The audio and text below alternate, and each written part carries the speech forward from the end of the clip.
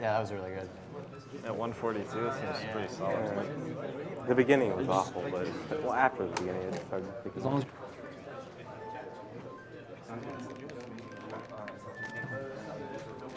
guys, go ahead. No, that's fine. So just for a minute, we're going to make a live donation here. SRG Marathon 3 raised about 4.5K to donate here for this file name, actually. So 2250 on Cosmo S and 2250 on Eruptio. So I don't know if you have anything else to say. Yeah, I think Dico has something he wants to say. Cosmo is in reality a lizard in the costume of a human being. Don't trust the reptiles.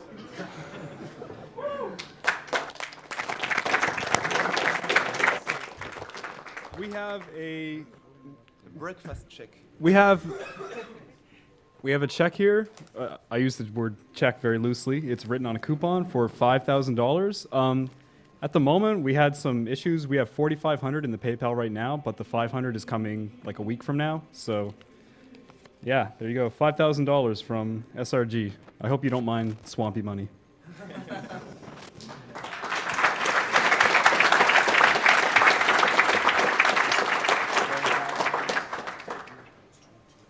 So with that very generous $5,000 donation from SRG, we will have just hit $590,000.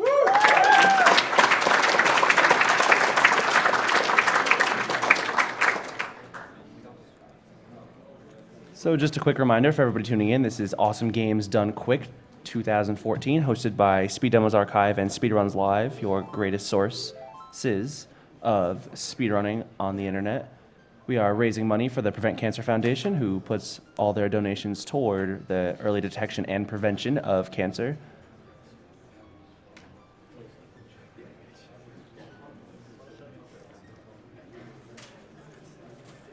Coming up now, we have a really interesting all dungeons Ocarina of Time race between the one and only Moltov and the legendary ZFG.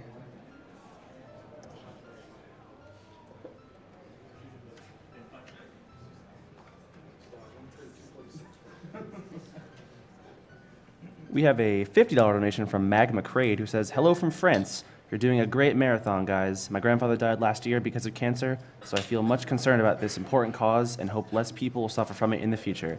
Keep up the good work. P.S. Save the animals. It's longer, but it's worth the time spent." On the other hand, we have an anonymous $50 donation that says, "Kill the animals. Save the frames."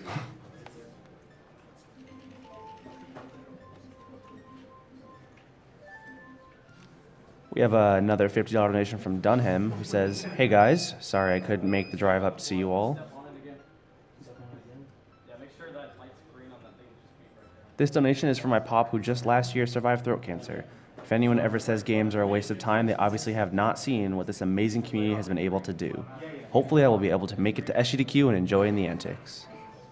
We hope to see you there, Dunham.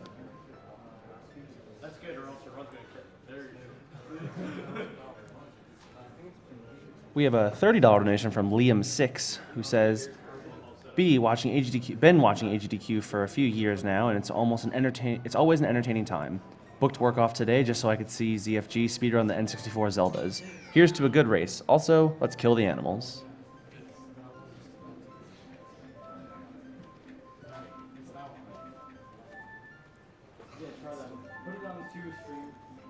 We have a $50 donation from Michael McGinnis. "Great to be able to watch AGDQ live for the first time this year. Oh, and kill the frames and kill the animals."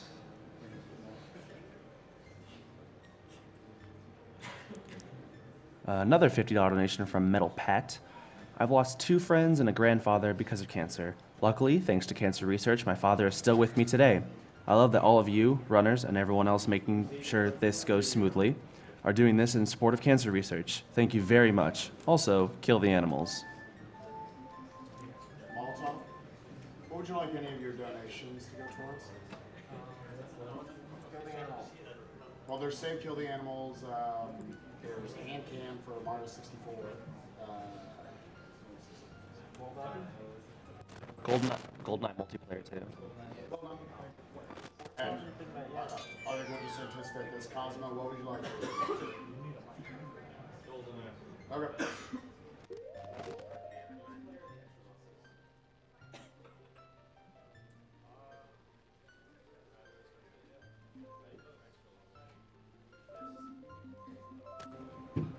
Are you using all four? That doesn't matter.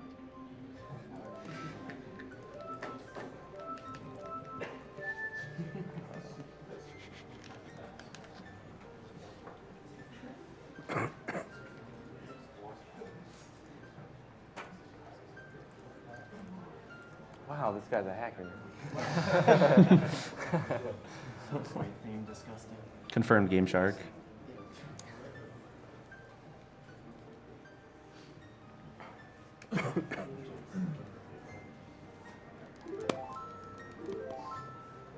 We have a $30 donation real quick from Winkers.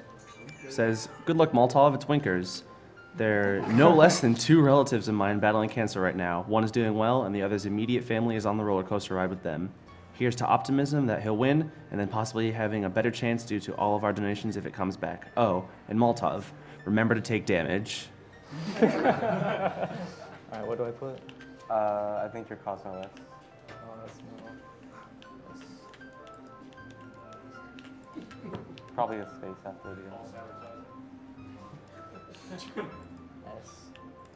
Things like that. No, ES. Yes.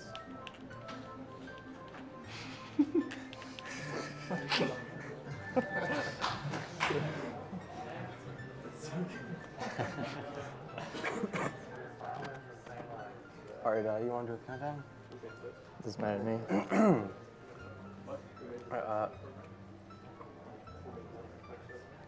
Oh, we're ready. You ready? Yeah. 3, 2, 1, go. You want to go first? Sure. Hello, I'm Moltov, and I'm an Ocarina of Time speedrunner, and this is Ocarina of Time All Dungeons. The goal of this category is to beat all of the dungeons that have either a medallion or a stone at the end of them via the cutscene. And then after that, you have to defeat Ganon.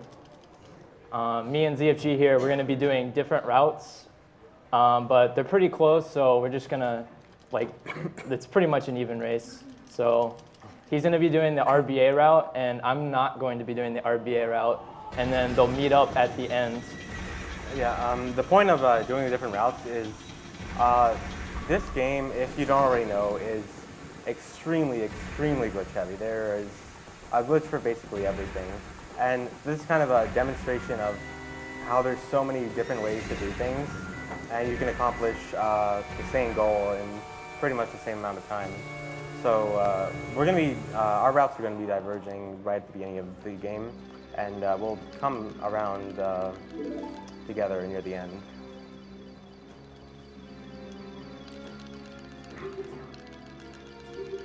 Before we go ahead and get started, could we get a roll call from the rest of the couch? Jacob? I'm Cosmo. I'm Runner Guy. I'm Peanuts.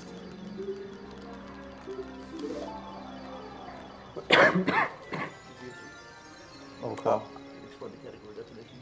Yeah, We already got to that. All right.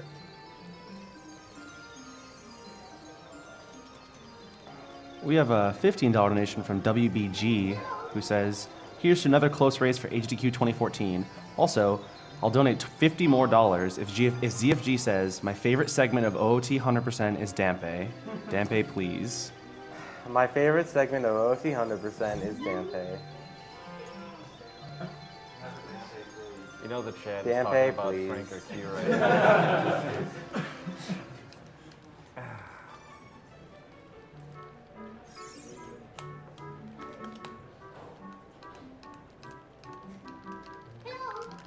So right off the bat, me and ZFG are going to split up. I'm going to go get the Kokiri sword and get money for a shield, and ZFG will be going to get a stick. I don't need a sword. It's for babies.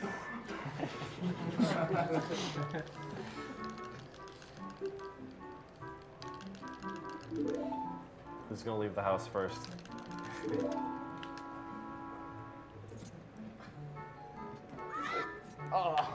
Ooh. We have a quick $40 donation from Nacho Mama who says, race hype donation. Hey Moltov, how about pressuring ZFG into a Hess 231 skip because marathon hype? Oh my god. Also, Why good, would I do a slower route?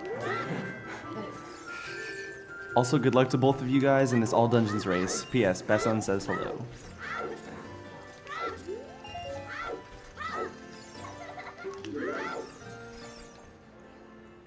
So I'm just gonna get those rupees over the bridge and this rupee in the shop and buy this Deku stick. And after this, I'm going to head to Lost Woods and leave the forest. ZFG, are you going to risk breaking that stick on the forest escape, or are you going to wait for Navi? I don't know yet.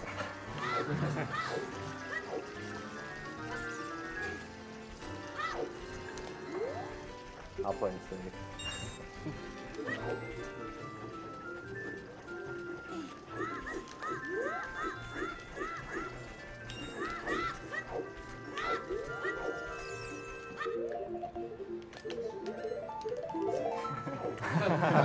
Ooh, he's going for it.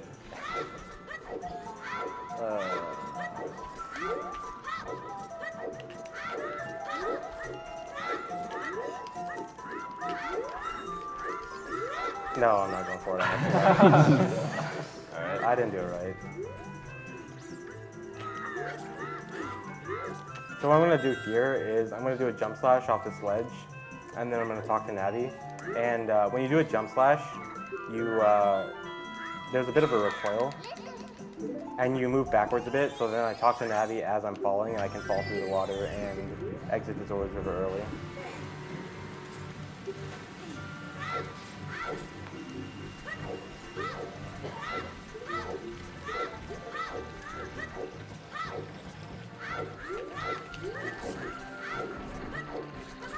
Alright, so right now you might be wondering why I'm going to the Deku Tree. The reason is I have to get rid of a cutscene at the start of the Deku Tree, or else the game will crash when I try and do a wrong warp later on. Surely it's not just the first gun. Yeah. In this game, why would you ever do anything in order?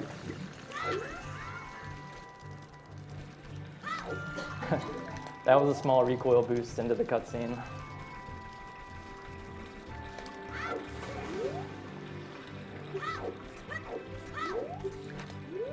We're skipping that owl.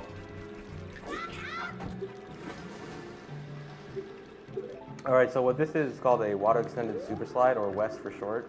What I did is I did a jump slash off the fence there, and when you do a jump slash off a wall, it gives you a lot of speed and a recoil. And then I landed in the water, and then from the water, I held very slightly to the right on my control stick, and this is called ESS position. It's basically the smallest input you can give the controller, the control stick, so that it actually registers. And normally what it does is Link just kind of turns, but you can also use it to lock your speed when you have a high speed going. So I can use that to go to Kakariko really fast. And at the same time, there's also an owl that blocks Kakariko. Or not blocks, but he talks to you on the way to Kakariko. And if you ever played this game, you know how the owls can be really annoying.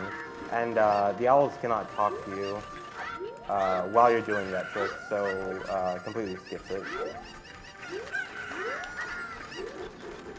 So I just did a trick called Poke Escape. It's where you do a precise crouch stab and launch yourself into the guard and then talk to him on the same frame. And you can get inside of him, and then with another roll, you can roll underneath him to the other side and skip having to beat the Deku Tree. That's just another way of getting out of the forest early. There's multiple different ways.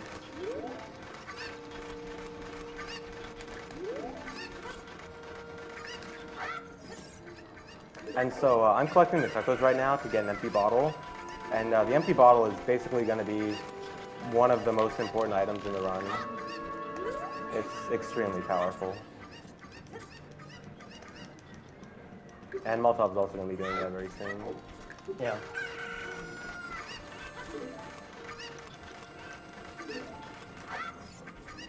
We just got a $500 donation from Azif.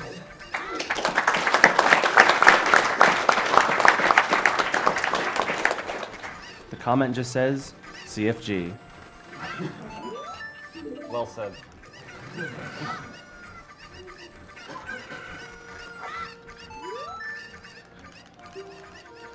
We also have a $250 donation from Jason LaRue. From someone who often wears masks, thank you for wearing that mask for over 2 hours. I know how uncomfortable it can be. And a quick follow-up donation of $20 from Kev. If you can get the person with the Majora's Mask, or anyone really, to shake their head like the Skull Kid does while wearing it, I will donate $30 to kill the animals.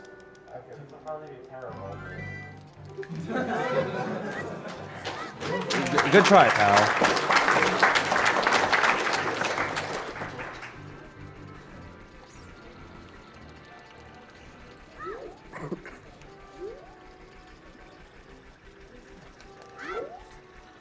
So now that I have the bottle, I don't really have to do anything else as child for my route, so I'm going to go to the Temple of Time and just become an adult and grab the Master Sword.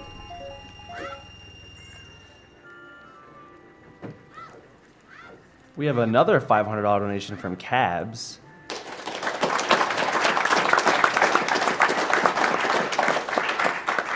Cab says, incredible Majora's Mask run.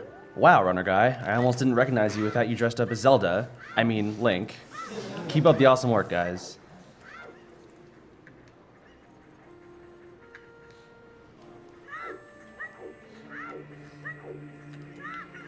So normally, to get the Master Sword, you need to get the Ocarina of Time and the 3 spiritual stones, but you can clip out of bounds like this, hopefully.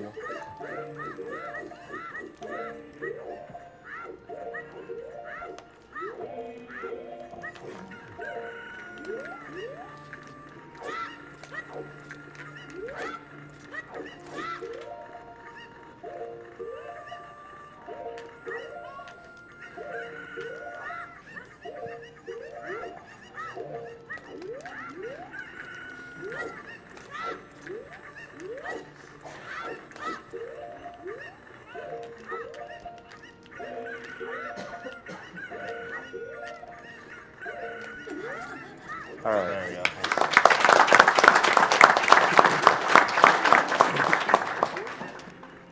So I can clip out of bounds, and then as soon as I clip out of bounds, I press the Z button, which aligns with the wall, like right as I fall out, and that kind of pushes me forward again so I can get into the door.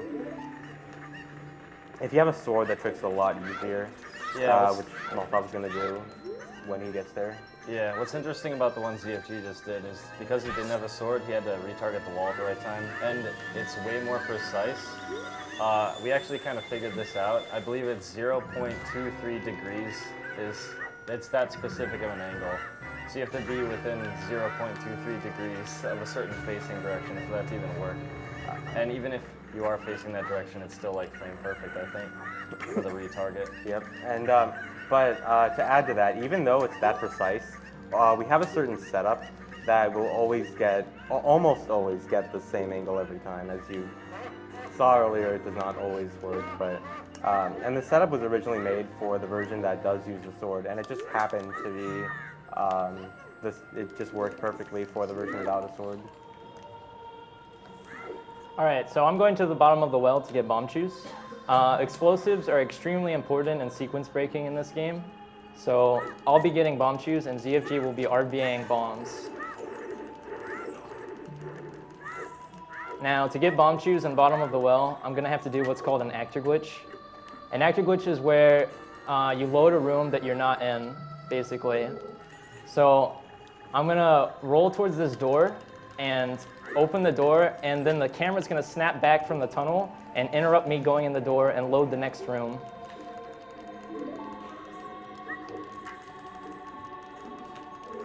Now what this does is it unloads this room, and now the water does not exist in this room, so I can progress to the end of the dungeon.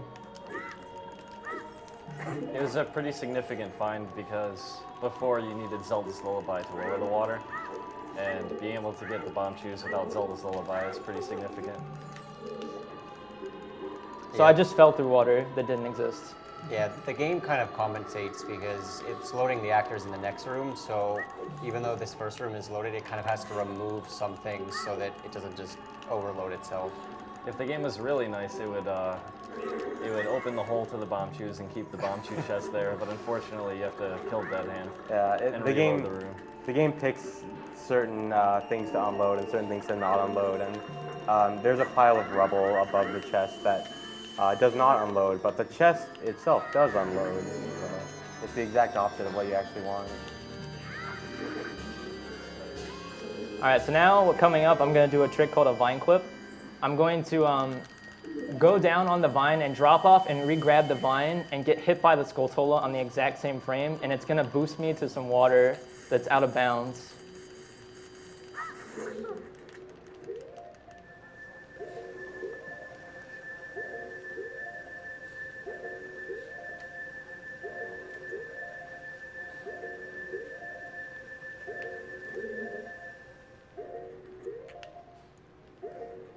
There we go.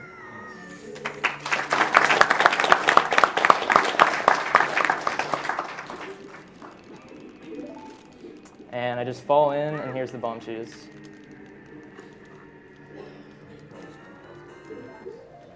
Yeah, so to do some of these frame perfect tricks where there's like enemy manipulation and complicated stuff, there's this trick, pause buffering. You've seen them both do it. It lets, basically pausing in Ocarina of Time is really crazy. You can, if you press pause early enough, it stays on the same frame, and you can buffer all inputs while you're unpausing the game. So with decent timing, you can get to exactly the right visual cue that you need, which is the right frame, and then just buffer the input. So a lot of stuff that would be like TAS only normally is like definitely accomplishable in this game.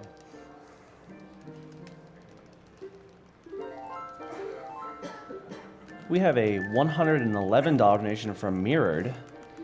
Hey everyone, I've been away from the speedrunning community for a while, and I've even had to miss most of AGT 14 because of work. But the weekend comes just in time for 3D Zeldas. Perfection. To make this run a bit more interesting, I'll donate $1 at the end for every bomb, arrow, and bomb shoe used by either runner. I'll be keeping track. Good luck, ZFG. I hope you win.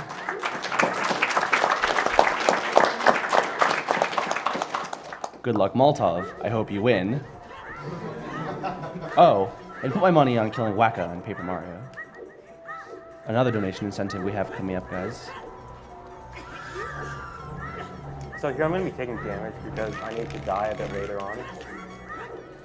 So I'm going to end with half a heart there.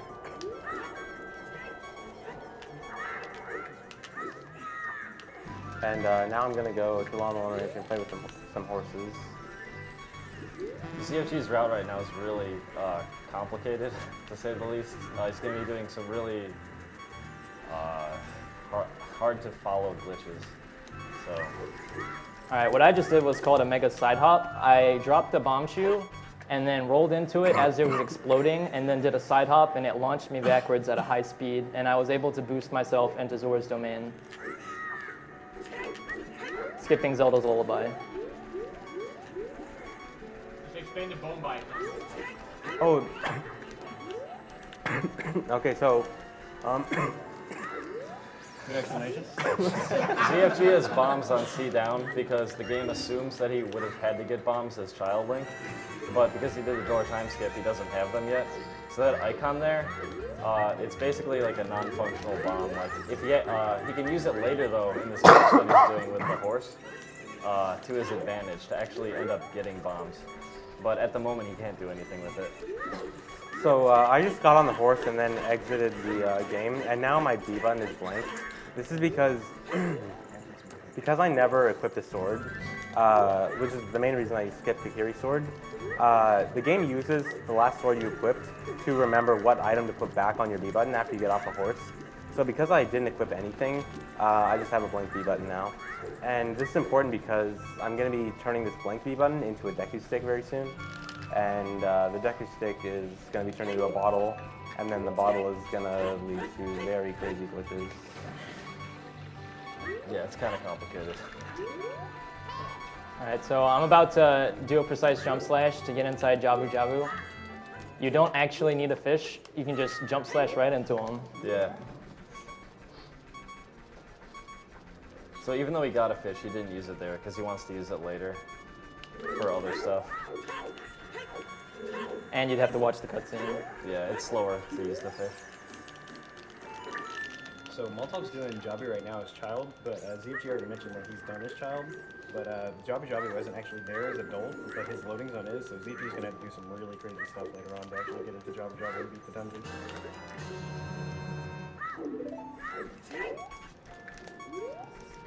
We have a quick $15 donation from Jeff / the Hero of Time, who says, "My dad is currently battling multiple myeloma, and it's thanks to things like this that he was able to get the stem cell treatment that saved his life. Also, have Moltov say, I don't have MST world record because PB ate my babies." I don't have MST world record because PB ate my babies. Also, a couple hugs for Jeff right around now. You can see him on the couch. So that death ZFG had was intentional. It's part of this glitch that he's setting up to get the Deku stick on his B button. You just have to kill yourself.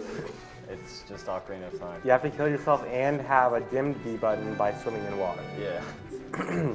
And what this does is it sets the default value of B to 0. So when I'm going to go play the horse game again, and it's just going to set my B value to 0, and 0 is the value of Deku sticks. So I'm going to have Deku sticks on my B button.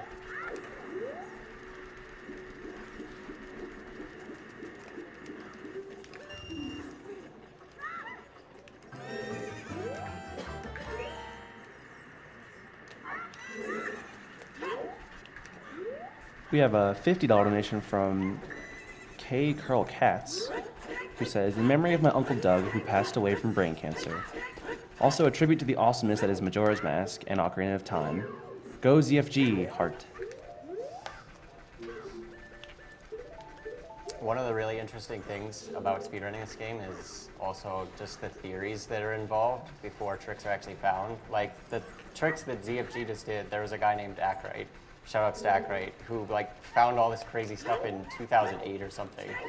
But we didn't actually know how to skip the door of time without equipping a sword. He knew that that was a requirement, but we didn't actually find that trick for several years later. So all the stuff that ZFG's just done, it was like, in theory, we always knew it was possible, but we needed that other trick that needed to be found. And it seems like in Ocarina of Time, those kind of things do end up being found. Almost always. There's very few things in this game you can't do at this point. Actually, just I think it was a couple days ago. Oh yeah, someone found out how to get any B button on Child Link, which was previously not possible. Yeah, so there's still stuff. I don't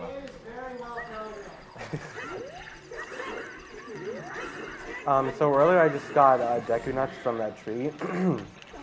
I'm going to be using Deku Nuts a bit later on.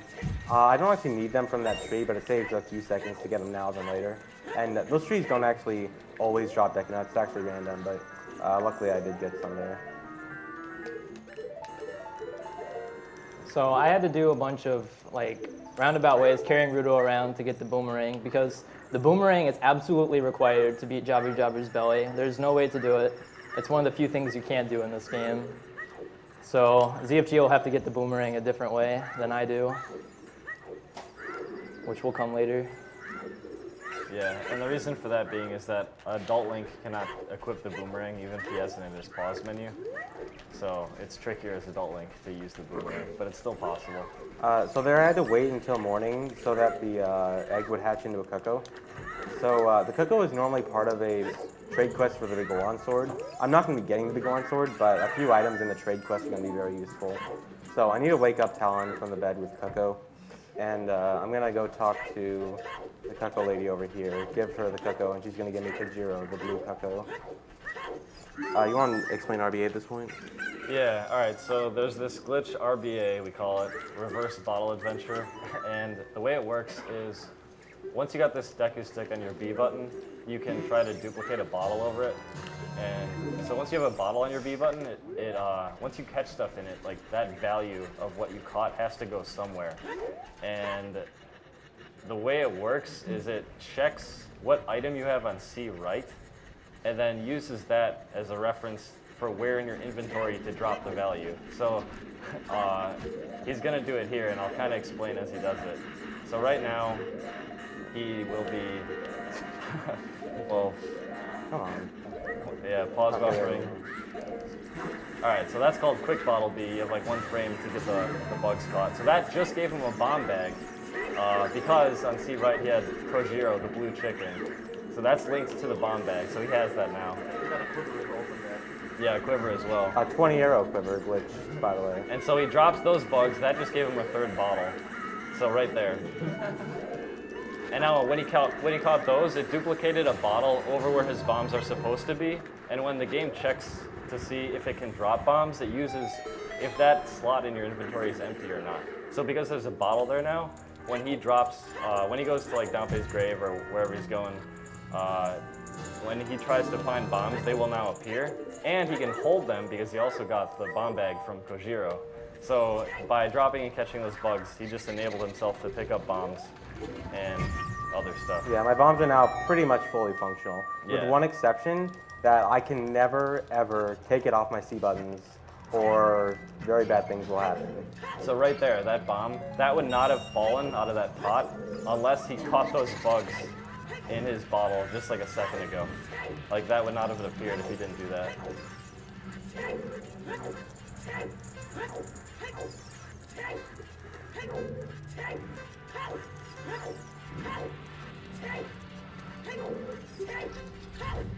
One of the woes of many Ocarina of Time players is when they do this glitch to get bombs, they accidentally equip over the bombs, like ZFG just mentioned, and then you're pretty much screwed. You can't really get them back. Yeah, if I happen to do that, if it happens late in the run, it won't be too bad. If it happens anytime earlier in the run, I'll see you guys later. Yeah.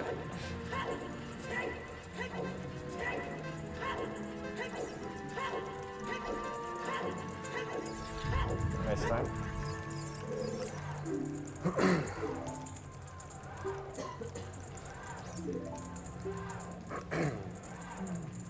So Moltov's finished Jabu, and ZFG has not done any dungeons yet, but he's setting up for later with all these glitches.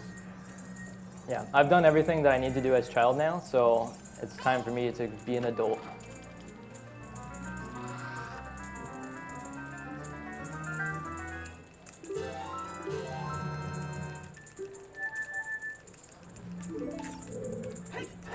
We have a $50 donation from Tepeti, who says, "Hey guys, best of luck with the Ocarina of Time race. Looking good so far.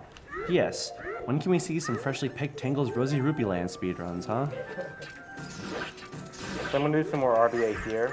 I'm gonna drop my bugs with hookshot on C-right. This is gonna put a bottle where my ice arrows are supposed to be. And then I'm going to catch this toe and equip that onto C-right. And I catch bugs there. And that just gave me 29 bomb shoes. But I don't actually have bomb shoes yet. So when I get bomb shoes, however many I grab is going to be added to 29, and that'll be my total. It'll end up being 34 because it says there's 5. So a bit later in the run, I'll have 34 bomb shoes, which is any Ocarina of Time run is dreaming to have that many bomb shoes. All right, what I'm doing right now is called a super slide. Basically, if you roll and grab an object and then get damaged or something damages your shield, you'll get propelled backwards at fast speeds. And what ZFG is doing is called a super slide teleport, where you keep the item that you super slid off of in your sight, and it will stay loaded. And when you release your shield, you will teleport back to the bush. And because he had the infinite sword glitch, he was able to stay in the air and get on top of the scene. What's interesting is if you have the Goron bracelet or any other strength upgrade, that trick doesn't work anymore because Link can actually pick up the bush. So it's one of its requirements is that you do not have that item. Yeah, and interesting thing about that trick, in 100% runs, because you use that trick a few times 100%, the last item you ever get is a strength upgrade. And you pretty much never use it in the entire run, so it's kind of interesting how it's more beneficial to not have it than to have it.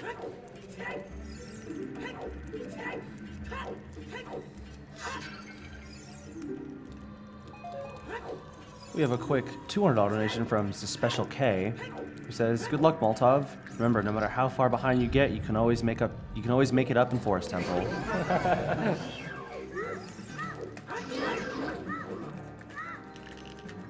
So now I'm fighting Dead Hands.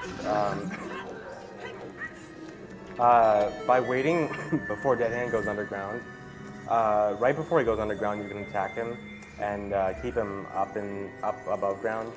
And by doing the right attacks, you can kill him really fast in one cycle like that. And this gives me the hover boots.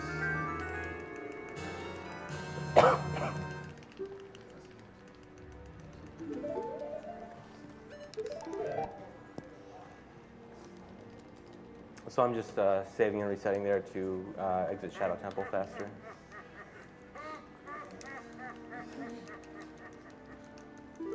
He'll be coming back and beating Shadow later using another really cool glitch, but the hover boots are definitely worth it to get. Yeah, absolutely. Hover boots are probably in like the top 3 or 4 best items in the game for glitching and sequence breaking.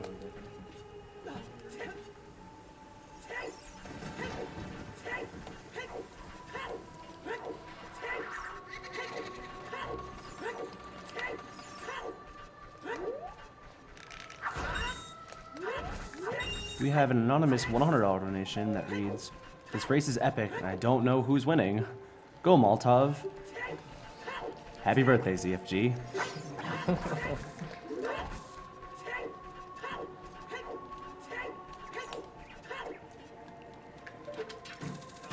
How old are you, ZFG? Today I turned 12.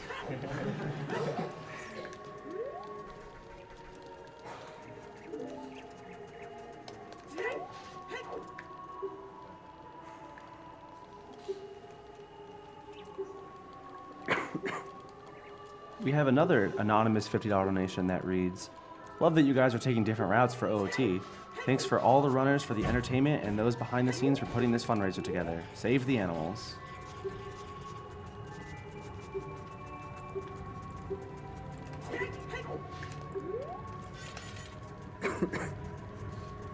So right now I'm just heading up Death Mountain to go to Goron City and grab the Goron tunic.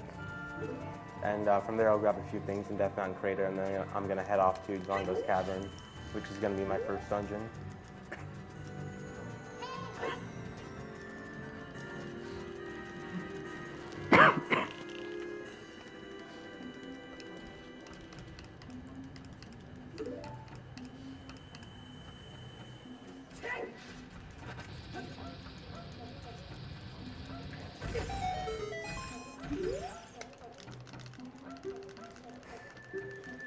Just a quick reminder to everybody watching, if you'd like to win some pretty cool Zelda prizes like the Zelda Majora's Mask you see on stream right now, a Majora's Mask papercraft that looks similar, and a couple of cool posters pertaining to the Zelda series, send in your donations now. It's a minimum $30 buy-in for the mask and $5 to $10 for just about everything else.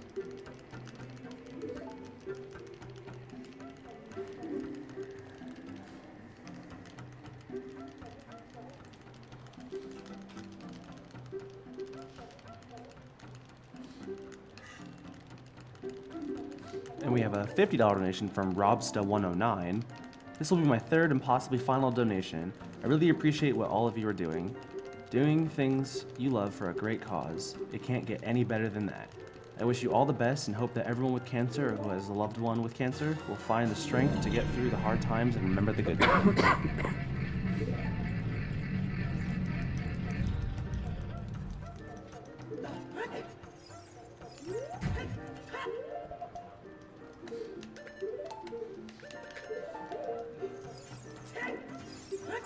We have a $150 donation from Douglas Heller.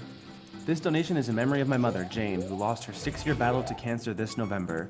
As this marathon is in the spirit of saving lives, it only seems appropriate to save the animals.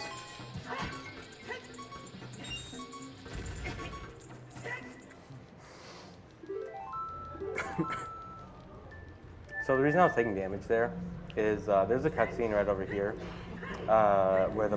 where Sheik appears to give you the Bolero of Fire, and I don't want to talk to Sheik. I'd rather kill myself. So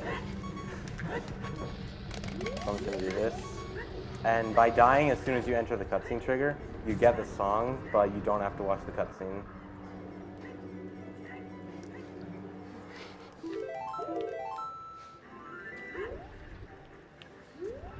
Thanks, That's a ZFG. 2 reoccurring. game overs.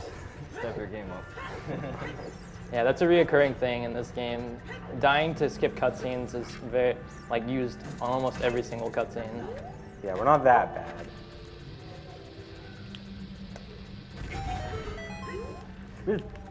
I almost.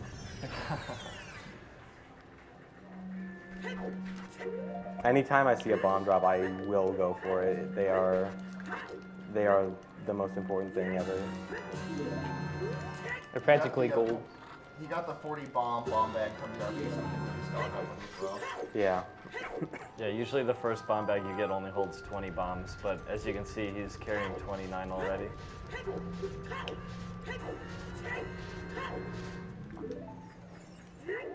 So now I'm just gonna head off to Dodongo's Cavern, climb down the mountain.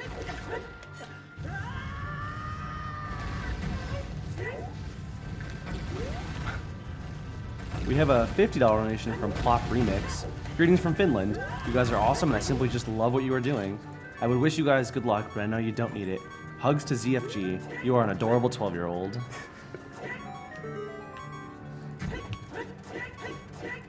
I like the hook shot there, that was cool.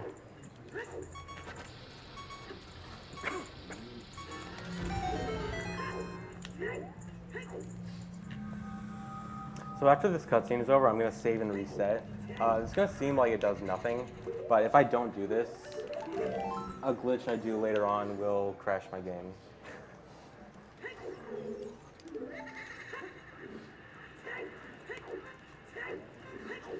Yeah, what he just did is he replaced his previous cutscene watched from being the entrance to Dodongo's Cavern to being the title screen cutscene. And that's still in memory right now.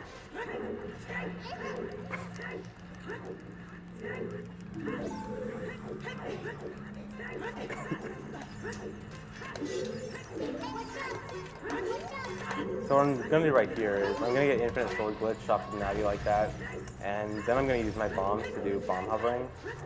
This was also in Majora's Mask if you saw it earlier, but I can place bombs and backflip and shield into them with infinite sword glitch active, and this will allow me to gain height, and I can get to high places like this.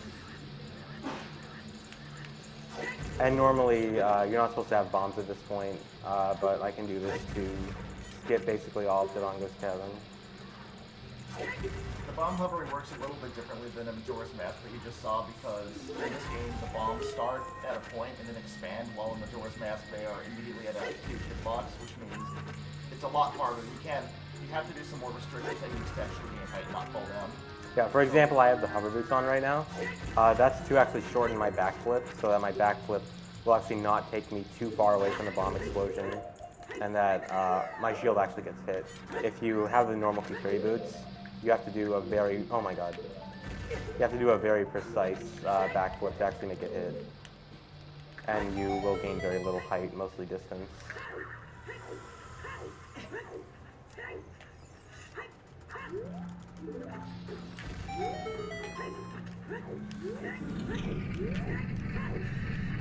That fish is flapping.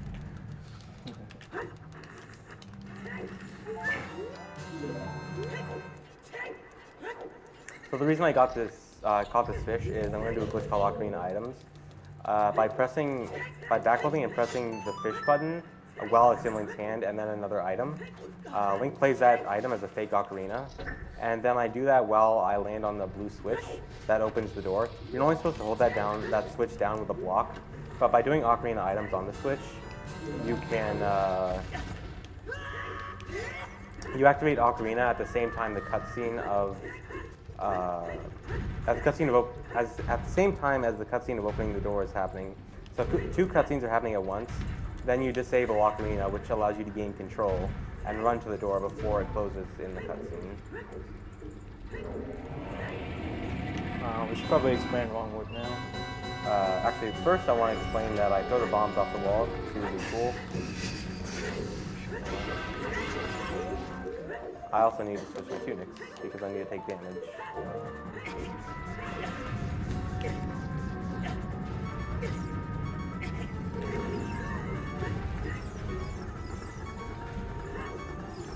So he took damage because he's going to be skipping the post-dungeon cutscene.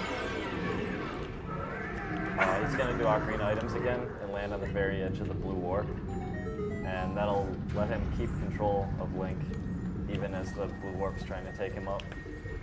And there'll be a kind of a complex setup here to time it perfectly so that he dies at exactly the right frame. And the results are pretty good if he does it right. And this is also why he had to save earlier and reset to get the right cutscene in memory. So he's doing the movement right now. He also needs the fish. This is pretty complicated.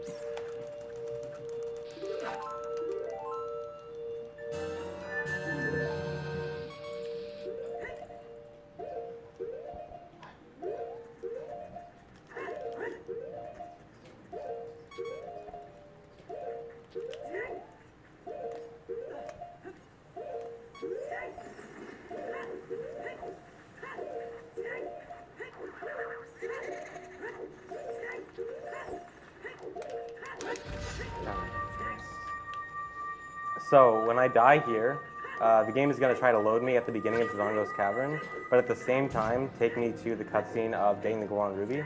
And so the game is going to add a certain value to Dodongo's Cavern to try to take me to the Goron Ruby cutscene. But the way it adds the values, it ends up making me go to Gerudo Training Grounds.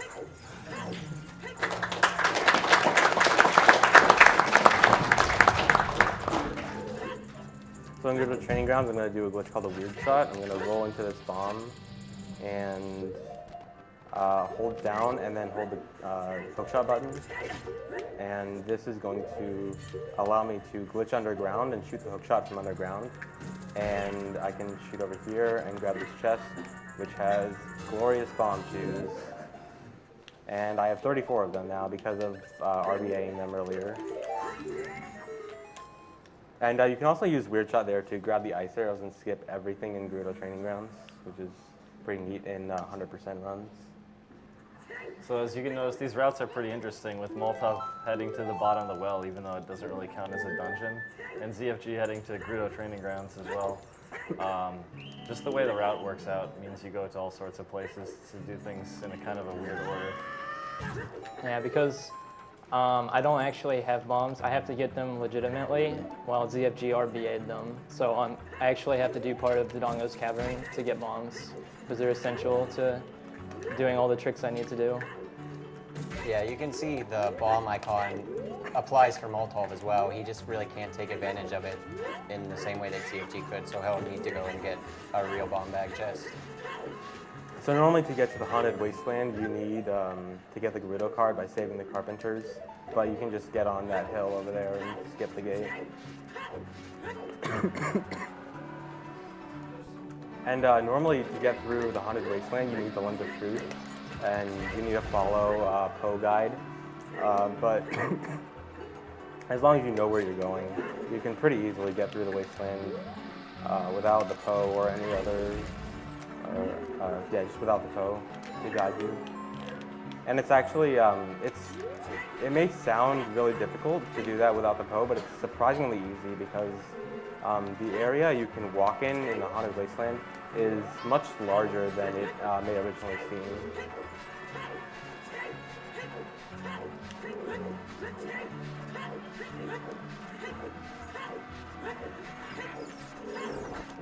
We have a $30 donation from Midas22 who says, "Hey guys, never really watched speedrunning before, so I can say with confidence that I've been missing out. Got anything special in the works if you hit 600K during the Ocarina of Time run?" I don't know if anyone had anything planned, but we are currently over $601,000.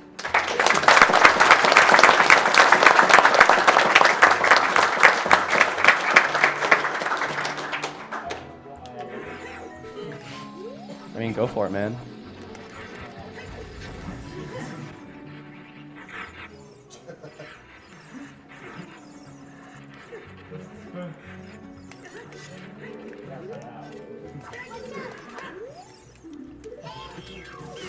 It's ZFG. Huh? Wait, what? I didn't hear it. What?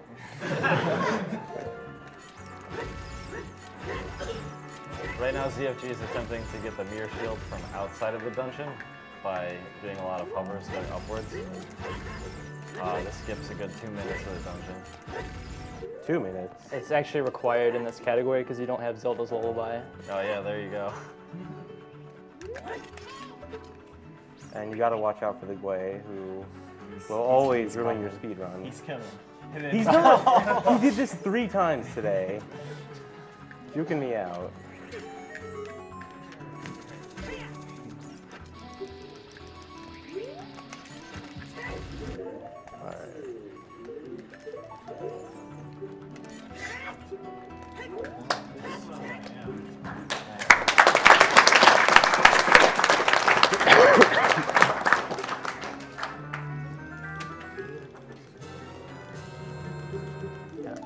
I'll have to be doing that trick as well later, but when I do it, it's going to be a lot more difficult because I don't have near as many explosives as ZFG does.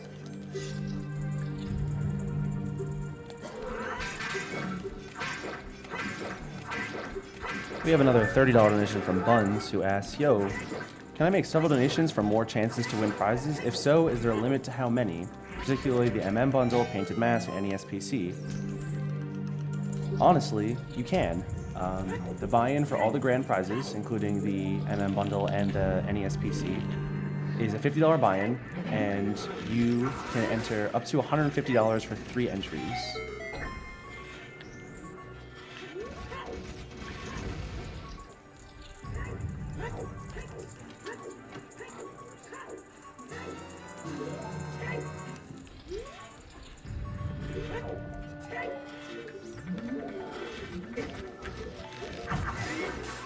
So I really want to get some bombs from these armors.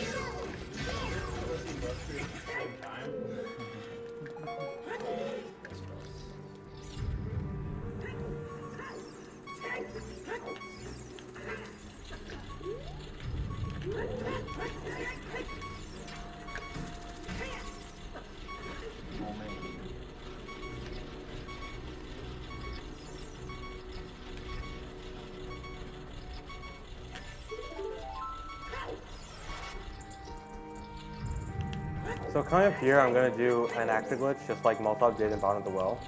I'm going to hit this switch to my left for the bomb and leave the room at the same time.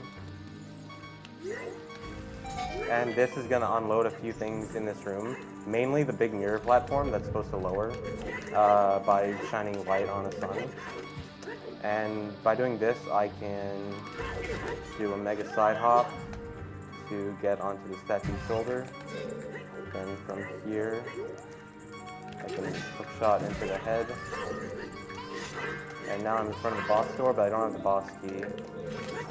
So what I'm going to do is I'm going to hover to the top of the door and then jump slashing. There's actually a couple like walls in this game where if you jump slash into them with enough height, you can actually go through them. I just realized my health is too low to do a certain trick. Dang.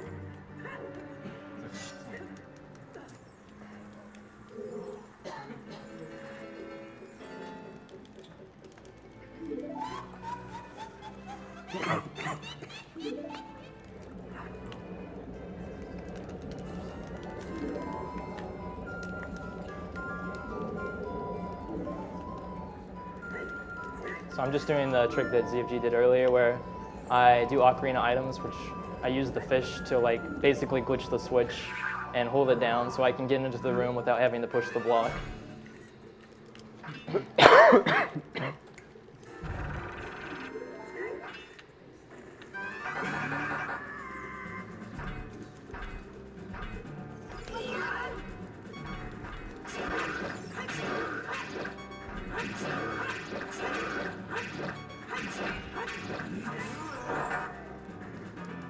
So for Iron Knuckles, a lot of people consider them like, oh, they're the hardest enemy in the game because they do so much damage, but they are extremely easy to kill. You just get right in front of them and they can't hit you.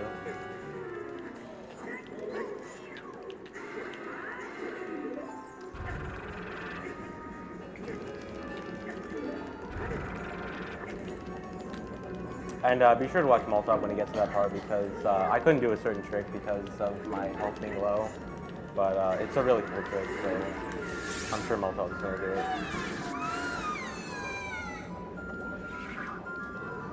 We have a $50 donation from Crodox, who says, Giacob, stop forfeiting. Cosmo, you're actually a cool guy. Runner guy, also a cool guy. Fino, keep up the great task work. ZFG, happy birthday. And Moltov, no, dude.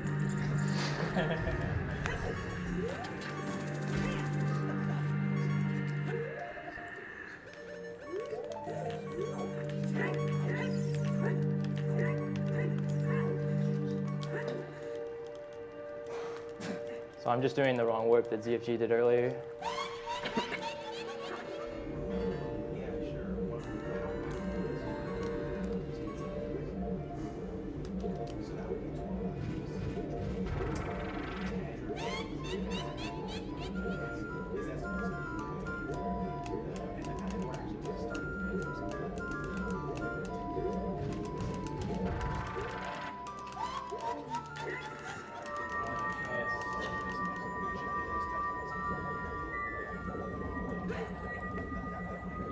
One of the features of this game that makes really precise tricks possible is that a lot of Link's movements, like a backflip and a side hop, always go exactly the same amount of distance, and like certain things change your angle by a precise amount, so the setup always exactly the same.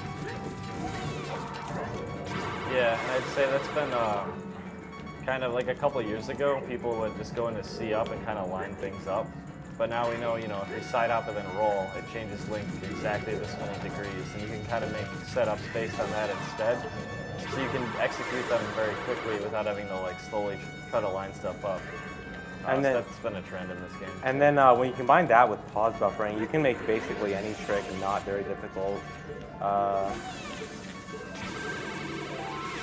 There's still some, I mean, it's not like this game is has no difficult tricks at all, but some tricks that would otherwise be near impossible can be done fairly easily.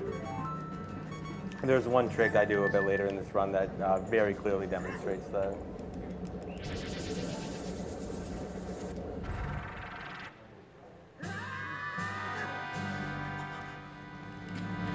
So it may seem like ZFG is leading by quite a bit, but you have to remember he has not yet completed Jabu's belly, and Moltov has. So, much closer than it looks. And I actually have to do a lot more setup to actually beat Jabu, and I messed this up.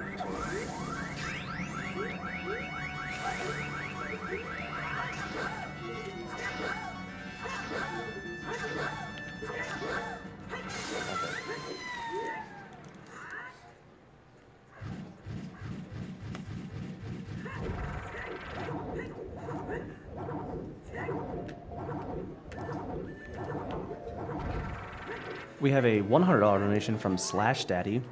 Hey guys, Slash here. I want to start off by saying that I really have enjoyed the stream and wish it could keep going on. Also, thanks to all the streamers / donators for pitching in to help with this awesome event. My mother's father died of cancer 20 years ago, and my uncle has brain cancer now. We are trying to stay positive, and this stream has helped me through the rough times. I wish that I Ate Your Pie could be here to stream, but he couldn't make it. Thanks again, and good luck to all the streamers.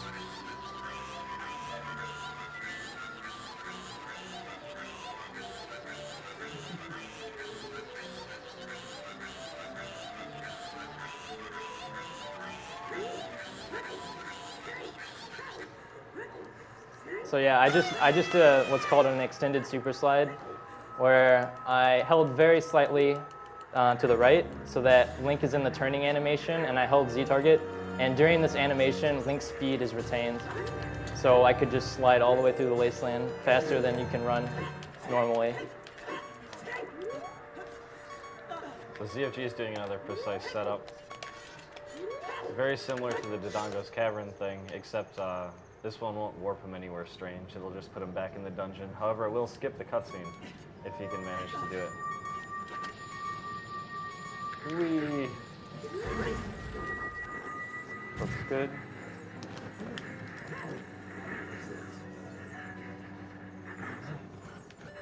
So if he continues and there's a white flash, yeah, that means he got it. So that actually counts as completing the dungeon. It gave him the medallion for doing so. And I'm going to be doing that for every dungeon except Jabu. Jabu, it can't be done with Jabu because Rudo is in the blue warp and she wants to talk to you, and there's no way to avoid talking to her because she just wants to keep talking. Moltov's doing Spirit Hover now, and as he said it, his version is a lot more difficult than ZFG's because he has far fewer bombs to work with.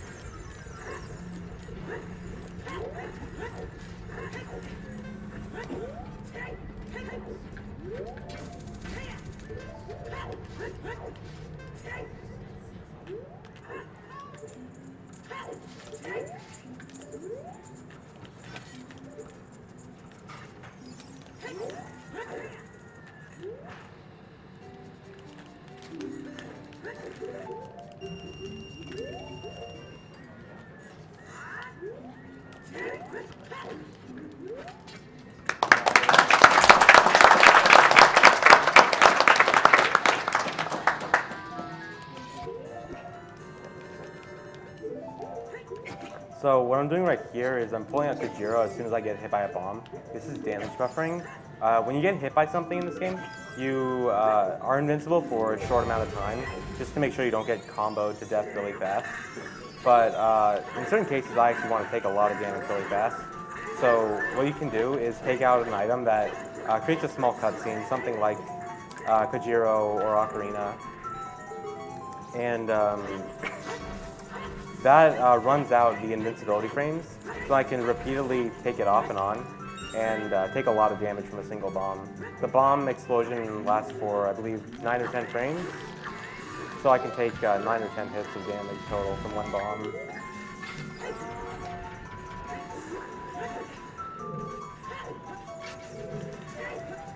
And the reason I'm taking so much damage is I'm going to do a cutscene skip over here.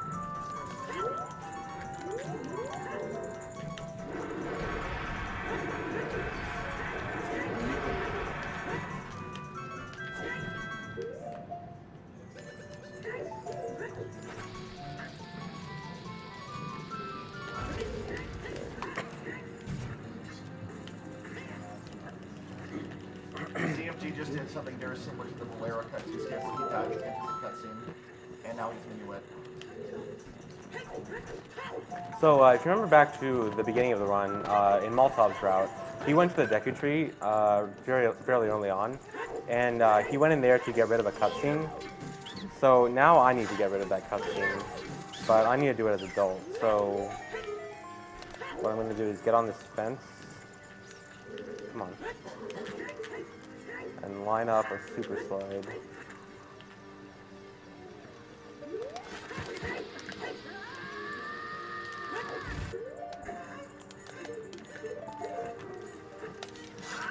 Alright.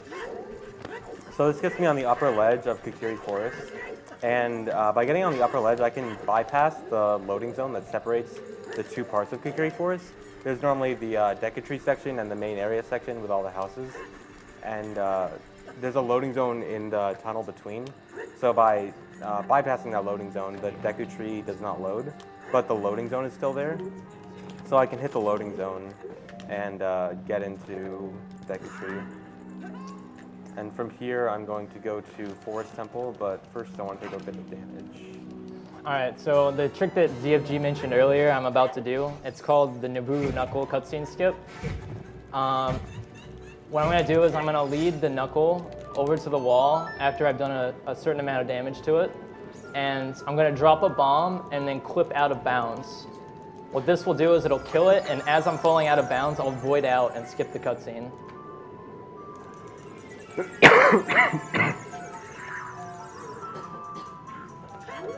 So for all of our generous donators, we have a new donation incentive for everyone. If we reach $800,000 by the end of the marathon on stream, Bonesaw will come in and lead everybody in the room in the Tae-Earn dance. And trust me, it's going to be pretty hype watching several hundred people do that in a very crammed room. So get those donations in fast, guys.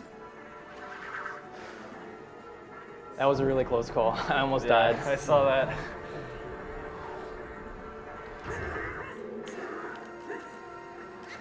All right, I got it.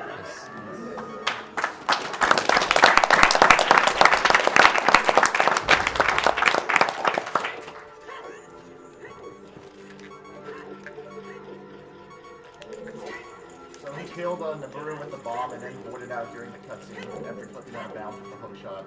Let's skip the cutscene. So I'm doing a boss key skip right now. I clipped through that ledge on that banister right there, and jumped out of bounds and just jumped straight into the boss loading zone. Because the boss loading zone is always, it's always there no matter where you are in the dungeon. So if you can just clip out of bounds and get into that loading zone, you'll get there. You won't see a whole lot of boss keys in this run, sorry. You won't see any boss keys in this run.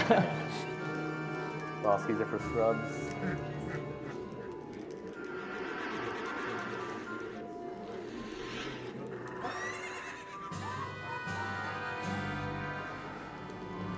So I don't have the bow here, but the hookshot works just as well on Phantom Ganon, so I'll have no problem with this fight.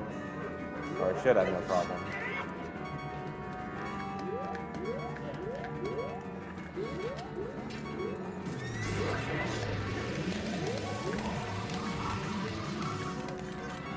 Something weird about the Phantom Ganon fight is if you manage to get here with a boomerang, the boomerang like stuns him and does damage, and it's like really sick.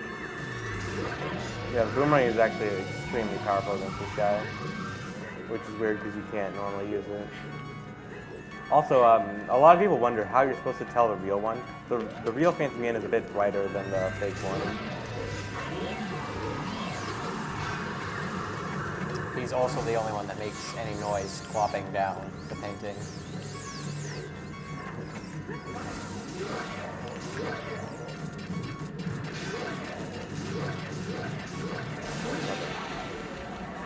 So what I did there is I got the infinite sword glitch so that I could hit Phantom Ganon without actually swinging my sword. And then I started using the hookshot, and when you use the hookshot or bow towards Phantom Ganon, he spins his staff to kind of block it, but during his staff spin, he's actually vulnerable. So I made him spin his staff with the hookshot, which then allowed my infinite sword to hit him, to keep him down, and repeatedly attack him until he's dead. And upcoming here is another cutscene skip.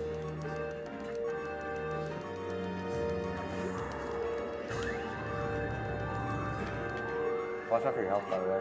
Oh, thanks.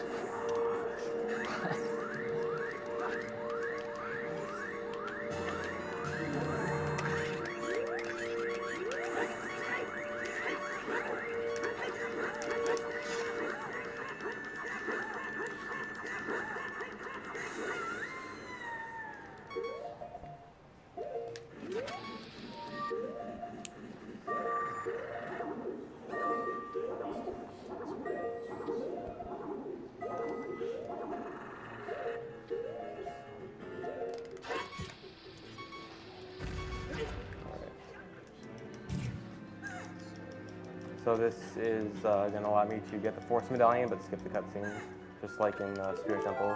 What Moltov does for me now, actually. Yeah. Yulfi just donated $25 asking, is ZFG bad at this game? He keeps dying. This is my first playthrough, so...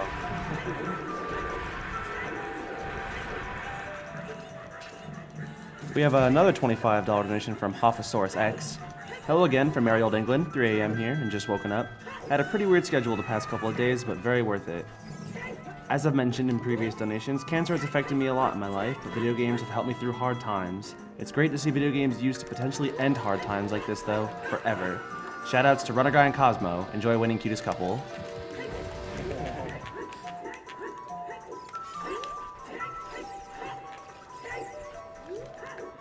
So I'm gonna head off to Water Temple right now. And the fastest way to get there is through Zora's River and then Zora's Domain. And what I'm gonna do to get to Zora's River is clip through this block here.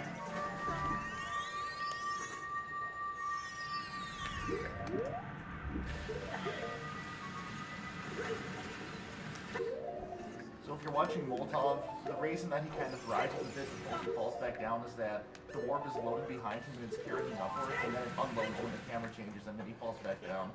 That's going to be really important for a trick later on.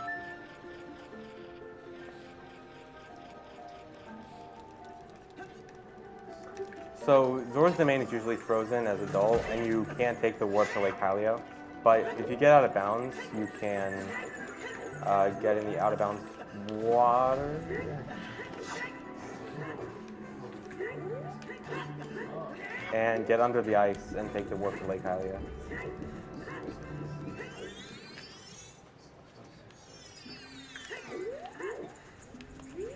We have a $150 donation from Another Bean. Awesome runs, guys. I have lost too much sleep this week watching the stream. Moltov, you'd better not lose to that 12-year-old. Keep up the great work, everyone. I'll try my best.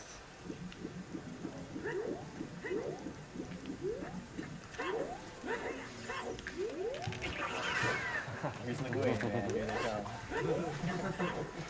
At least I got him out of the way early. So to enter Water Temple, you normally need iron boots. I'm just going to clip out of bounds. Like this. Alright. So, if you remember back to when we both went to Shadow Temple, we did a super slide teleport off a piece of grass and used it to get up to the ledge. That was basically the same trick, but instead of going up a slope, I went down, and that allowed me to clip through the ground and get to the entrance of Water Temple.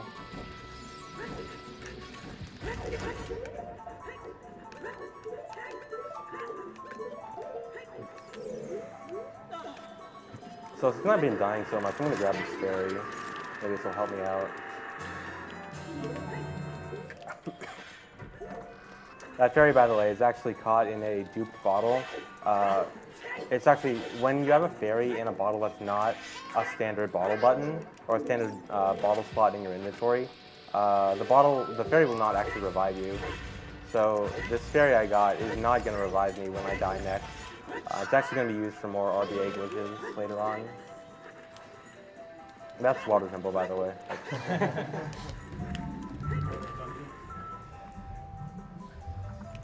Yeah, you kids that complain about Water Temple being the hardest dungeon, what are you doing?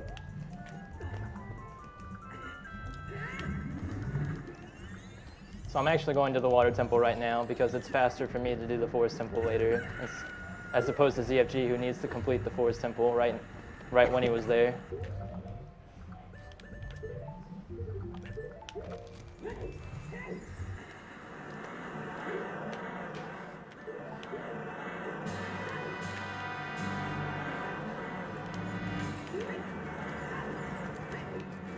So a bit of good news for everyone. We have met the GoldenEye multiplayer donation incentive. So after that run, be hyped for some multiplayer.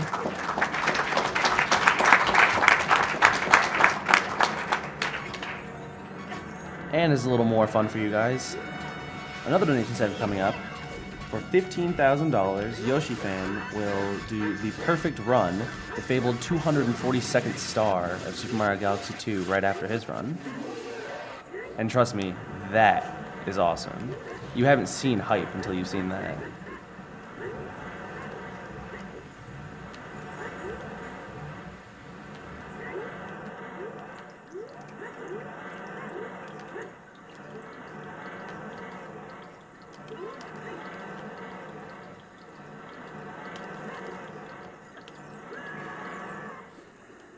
The way Moltov set that trick up was quite a bit different than the way CFG did, which just goes to show there's, in some cases, just as different ways to do the same trick in this game. Often methods will be found to then like slightly improved over and over and over again until they become like really optimal. And sometimes it's preference.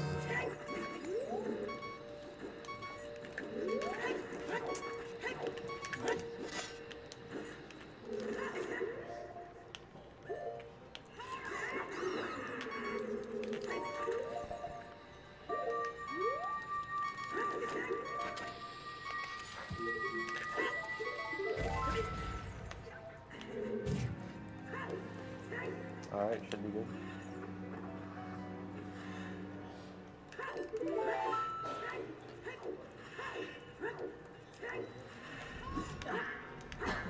So now that I've beaten the water temple, this is where I'm going to do stuff very, very different from Moltov. Even more different than what's already happened. I'm going to go to the fishing pond, and I'm going to steal the fishing rod.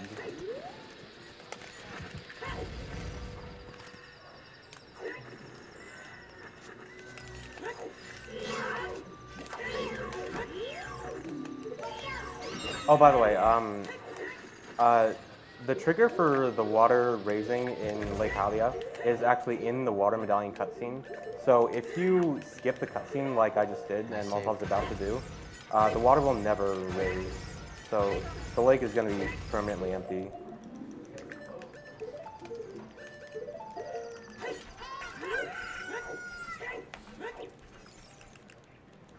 So if you saw what I did there, I was doing the boss key skip that ZFG did, but I actually messed up a bomb hover, so I was too far away from the door to clip through it. So I actually had to do a trick called a forward side hop, and I used like a sideways roll to side hop forwards and then get closer to the door and jump slash into it.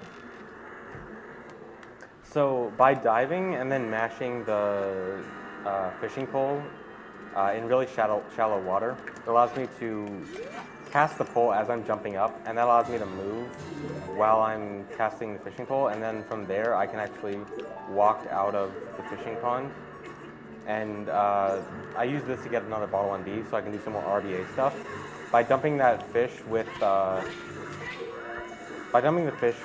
fish on C right, that gave me 20 Deku Nuts, which I lowered to 17 for something later on. By catching that fish with Poe on C right, that gave me 25 Bomb Shoes. And then I'm going to dump this fish on C right, or dump this fish with Fairy on C right, and that'll give me 20 Deku Sticks. And now I'm going to save.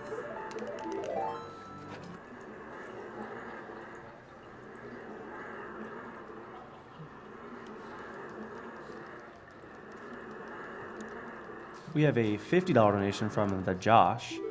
This is my third time watching AGDQ, and the OOT runs just get crazier and crazier every year. Here's to such an innovative community and helping fund research for innovation against cancer.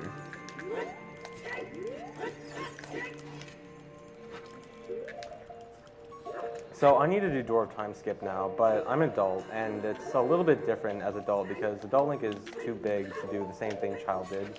So I stab the door with my Deku Stick, and then I equip Hover Boots, and that gives me a high speed, which I can use to clip through the door. And then I went out of bounds, and I triggered the Prelude of Light cutscene. And by triggering the Prelude of Light cutscene out of bounds, I fell out of bounds, voided out in the middle of the cutscene, and that allowed me to completely skip the cutscene.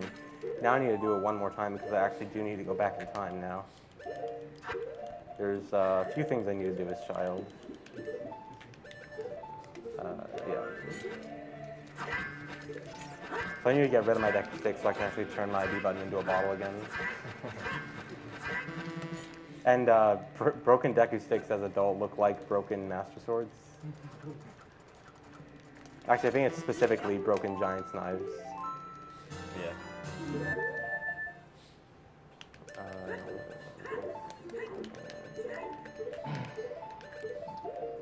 So what I'm doing here is I actually have to go back and go back to Kakariko Village and turn this chicken in for a blue chicken because I need to advance the trade quest to get to the mushroom, which is used for the timer. You need the timer to do a very special wrong work that I'm going to do soon. And so the reason I went back in time is I need to equip fish on C right. And what this does is when you have a bottle on B as adult and you go back in time and then forward in time, the game checks the item you have on C right as child, and it puts the value of that item onto your B button. And I have fish on C right, and fish points to my Deku Nut count, and my Deku Nut count was 17, so put the value of 17 on my B button, and hammer, Megaton Hammer is 17. So I now have the Megaton Hammer on my B button. The Megaton Hammer, you usually have to climb the entire Fire Temple because it's at the very top. And obviously, because you have to go upwards, there's no out-of-bounds glitches that really like help you climb up fast. I guess there's like one trick you can do to get through the wall, but for the most part, you have to go through the entirety of the dungeon to get to the top. And now ZFG just has the hammer without ever going there. Yeah, all I have to do is grab the boss key and I can go straight to the boss. Yeah. Technically, I don't even have to grab the boss key, but it's actually faster to do it. Yeah, Okay, and- so there is one boss key that is in this run. Also, the trick ZFG did is called Bottle Adventure. It does work, reverse Bottle Adventure and Ball Adventure. The Bottle Adventure takes a value and puts an item on the B button. Reverse Bottle Adventure looks at the B button value that's updated and puts that value into the inventory. By the way, shout out to the name Bottle Adventure. It makes total sense and completely explains the trick.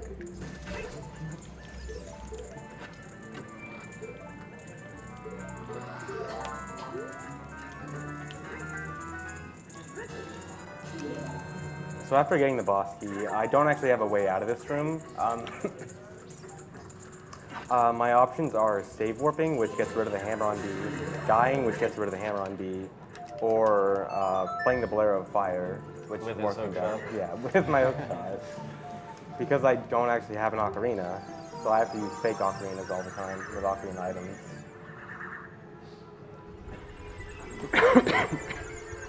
Yeah, it actually saves a lot of time to grab the ocarina if it's convenient, because doing ocarina items over and over again costs a lot of time. Yeah, each time I think it's about 10 seconds, so I'm losing 10 seconds every time I have to do ocarina items.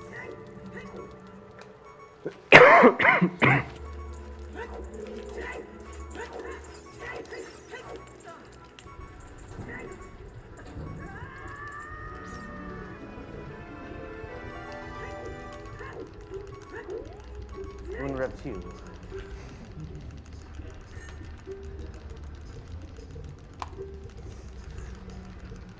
As Cosmo mentioned earlier, you have to go through all the fire dungeon to get the hammer, so I'll be doing that later. Meanwhile, ZFG will just be going just straight to kill the boss. That's one of the benefits of the RBA route.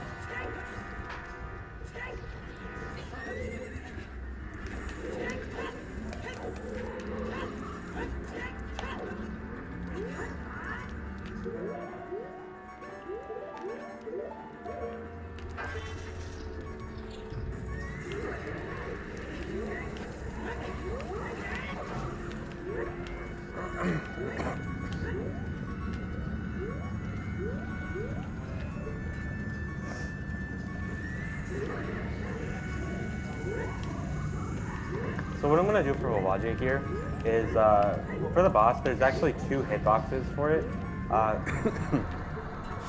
There's one for the Wawaji that flies around, and one for the one that pops out of the holes. And the hitbox for the one that pops out of the hitbox for the one that goes flying stays in under the hole that it last flew into while it's in the pop-up phase. So what I'm going to do is I'm going to spam bomb shoes.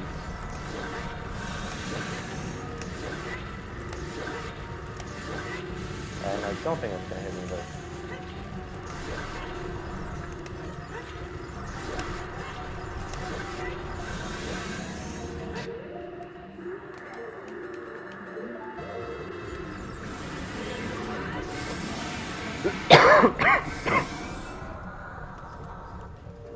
And I'm also equipping the Kukuri tunic here because after this I'm going to kill myself.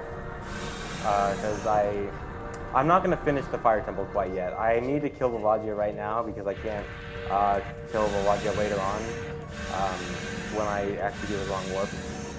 So I'm just going to leave here.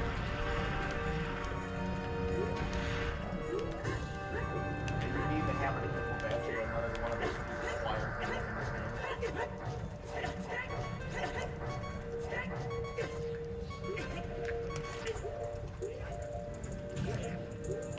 If you know, when ZFG was fighting Volvagia, he did this cool trick where he actually threw Deku Nuts at the bomb shoes. That actually makes them explode, so it's actually the fastest way to create those explosions there to deal damage. You can also slash your bomb shoes with your sword if you're quick enough.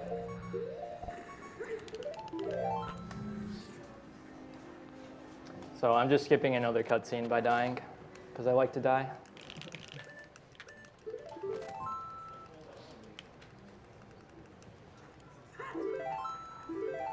We have a $50 donation from Saren. Awesome run, ZFG. Wish the best of luck to both runners in the OOT race. Thanks for showing how broken my childhood games are.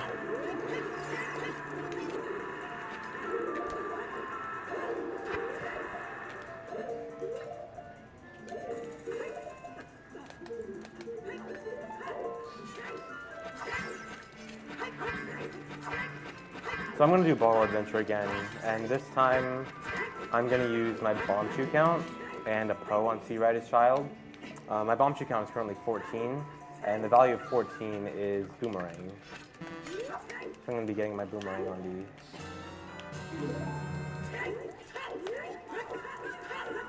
We have an anonymous $200 donation. It's my first marathon. Love what you guys are doing. Keep that spirit up and we will win against anything.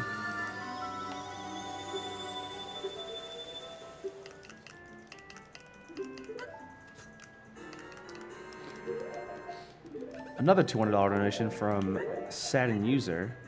Donated last year and simply had to donate again. All the speedruns have been very entertaining and have been a great way to cap my nights. Shoutouts to all the speedrunners and everyone behind the scenes making the noble act stay alive all week long. Awesome games done quick by even more awesome people. Thank you all. Kill cancer, but save the animals. So now that I actually have the Boomerang, I can go beat Jabu as adult.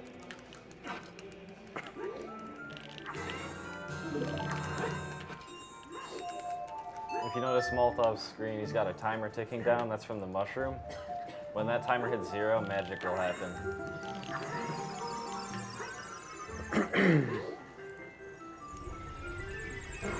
And it's also important to note, a lot of time that it seems like he might be wasting right now is not actually time wasted, because he's going to have to wait for the timer to hit 0 anyway. So there's actually some time to kill here.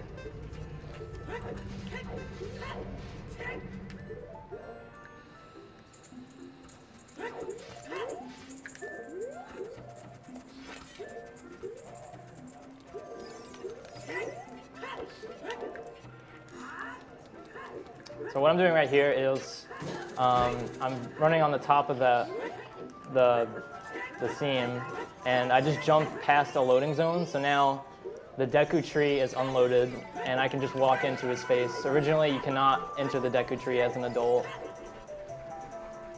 So I'm walking out of bounds right now, and I'm inside the Deku tree.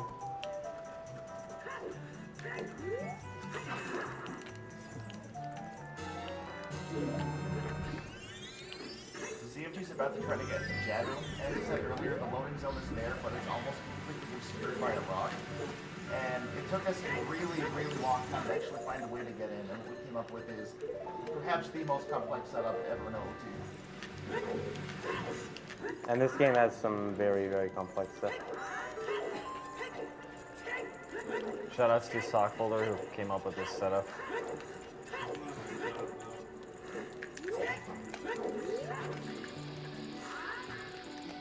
So King Zora is still blocking the path to Zora's Fountain.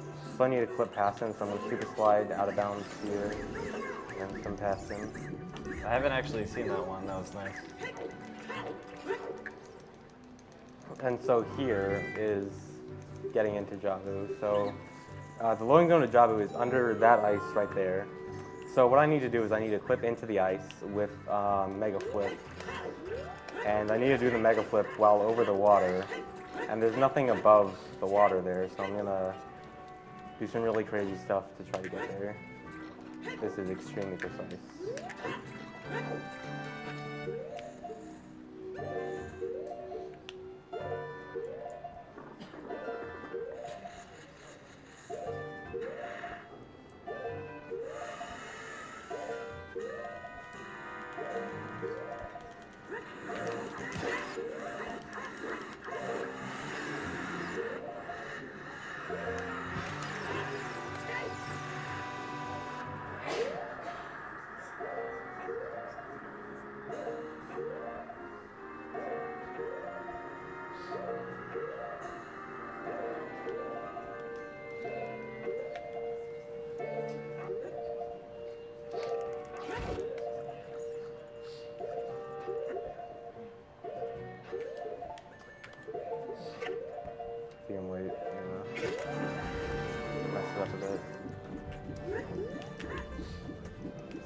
I released the bomb chew 1 frame too late. And I messed everything up. Meanwhile, magic is about to happen on Moltov's side. In 40 seconds, it will.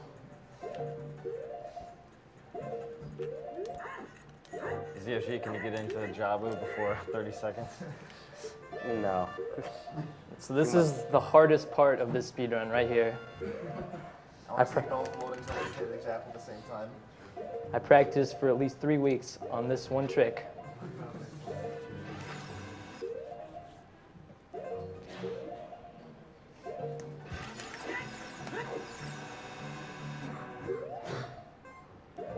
Okay, I'd like everyone to repeat after me when this timer hits 0.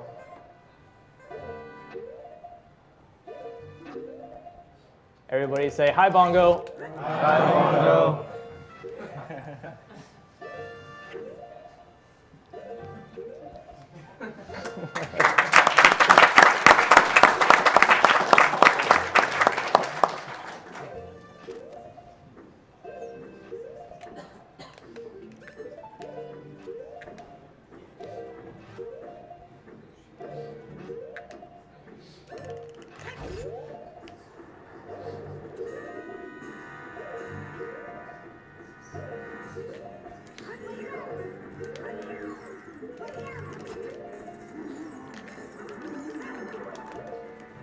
All right, I'm gonna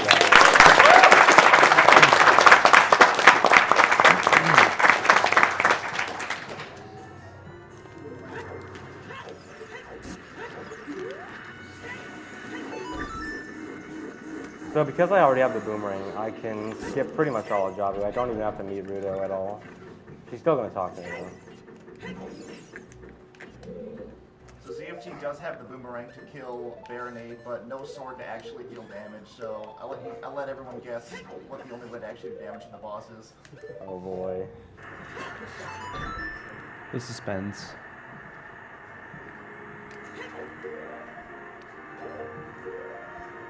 We have a $30 donation from Mad Monkey Mud.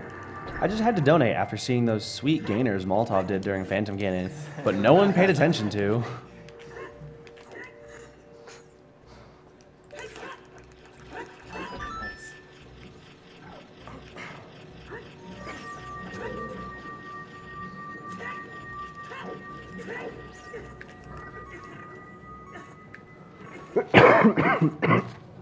So I'm just killing myself again to skip this cutscene using the lava next to Bongo.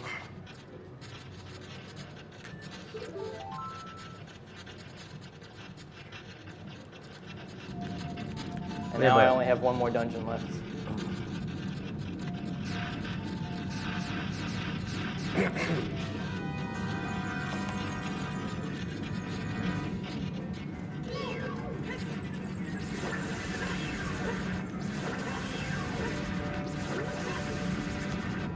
So as Yukon mentioned earlier, I have nothing I can attack Baronade with. I have Deku Nuts to kill the Furies, but the only way I can actually damage Baronade is with pods.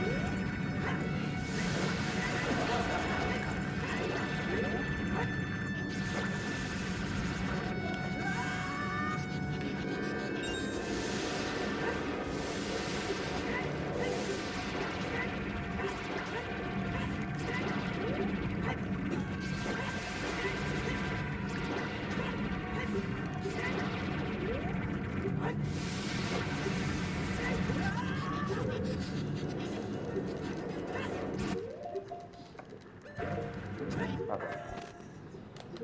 The last hit I can actually use my sword. That was actually a really good fight. Usually that fight is pretty difficult when you're using pods and not your sword, so that was pretty good.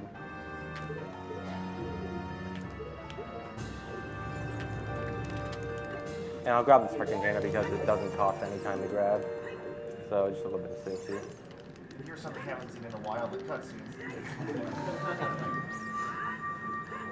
The one dungeon cutscene you can't skip because Rudo won't shut up. And this cutscene's actually a bit weird. so.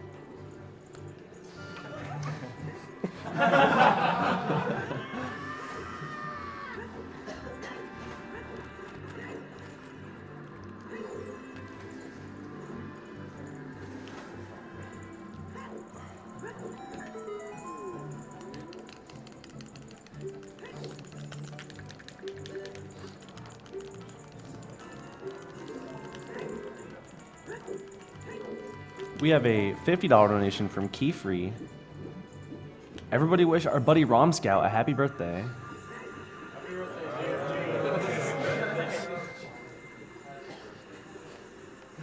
And here I get nothing.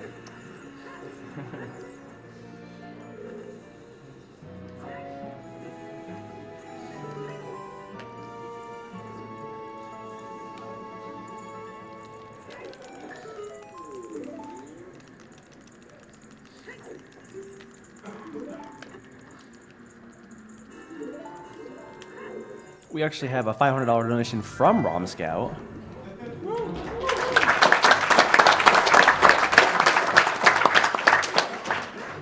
This is the extra money raised from the Chicago-thon. Thanks to everyone who helped Chicago area runners attend this amazing event, and let's see Dragon Dark run that low percent. Let's keep kicking cancer's butt.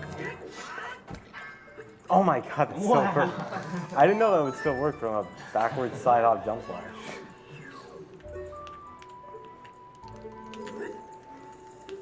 So Moltov only has one dungeon left, the Fire Temple, but I still need to do Deku Tree, Shadow Temple, and sort of Fire Temple because I have the boss beaten, but still haven't actually completed it. Yeah, the race is actually really close right now, if you can't tell.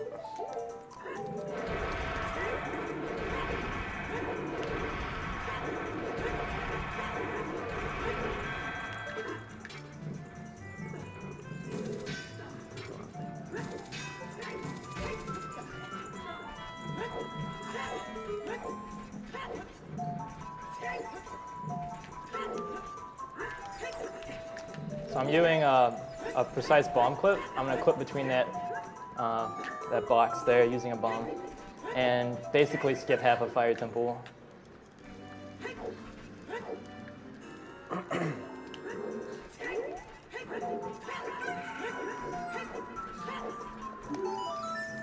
We have a $200 donation from Tarks. Another great year for speedruns. Always love seeing the Zelda 64 games being destroyed. Shoutouts to Swordless Link. Have fun for the remainder, everybody.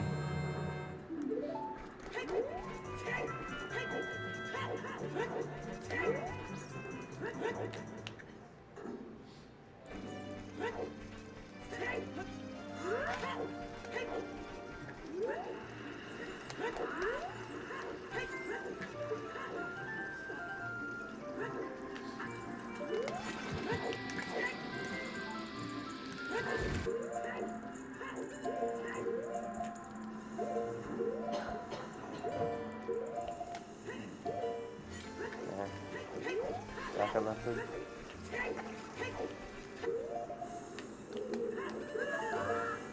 So what I just did right there is I used my roll to get through one of the firewalls. The way rolls work in this game is at the end of your roll, you're actually invulnerable for a short time. So you can actually roll through things that give damage to you, such as a firewall, and I skipped a portion of the temple doing that.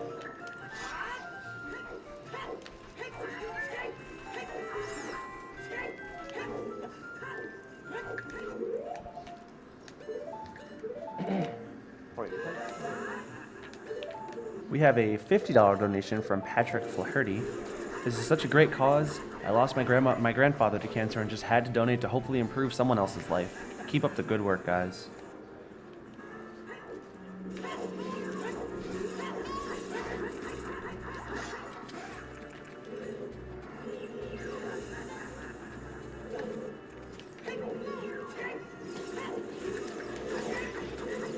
Would just like to take a moment to point out that we are raising money for the Prevent Cancer Foundation, and while I may not be able to get to every donation comment, they are all being processed. They are all going toward their respective donation incentives, and as long as you are meeting the thresholds in the proper time period, you are being automatically entered for any prizes.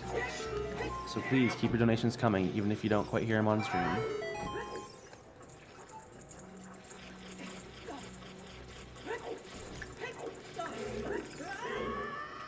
So that web there in the Deku tree is, it has a lot of problems loading. If the first time you go down to the basement, you I think it's like a certain camera angle if you go down and you get up to the ledge on the first time you enter that room, the web just doesn't load properly and you can go straight through it. And it only works on the first time you load the room, which is, it's one of the few things that, one of the many things, excuse me, that we still don't understand about this game.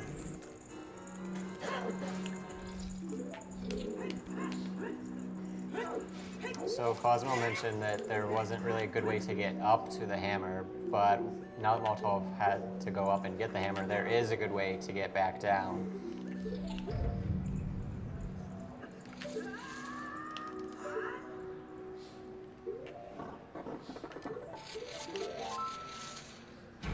And I hit the boss room.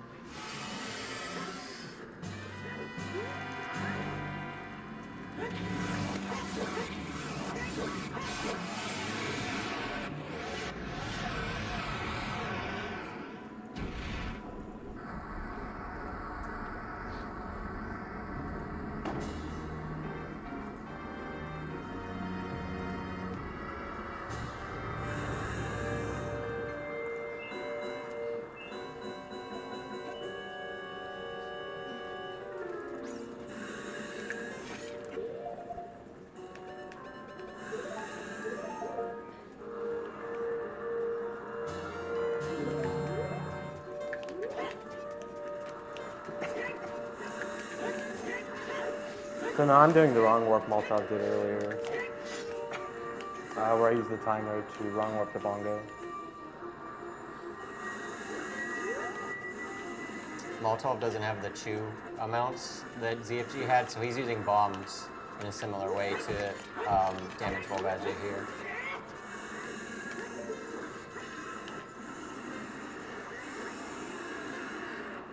We have a $101 donation from B Dubs.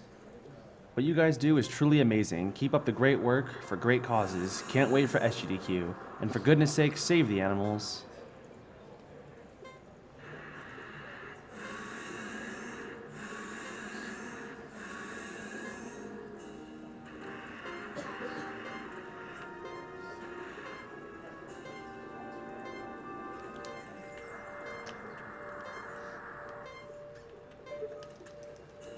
I actually messed up the setup there, so I'm going to do it back up. So yeah, Moltov has beat all the dungeons now, but there is still has to get to Ganon's castle and beat Ganon. And there's a very convenient and cool way to do that from this boss room. This is like the grand finale of all the wrong warps and cutscene skips.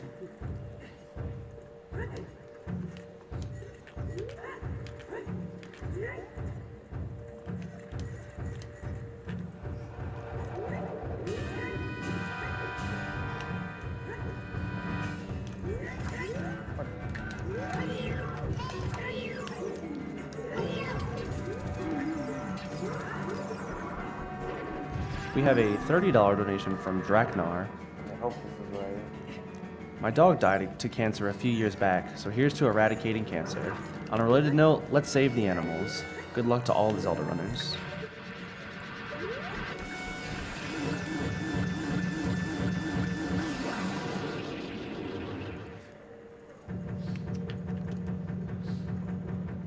My controller is giving me some issues right now.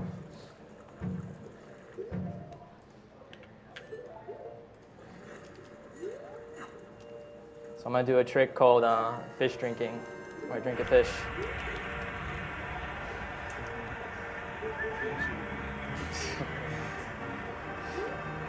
It's okay. ZFG was free cheating earlier with the sticks. Oh yeah, I guess we never mentioned that. If you use Deku 6 as adult on N64, your game will crash.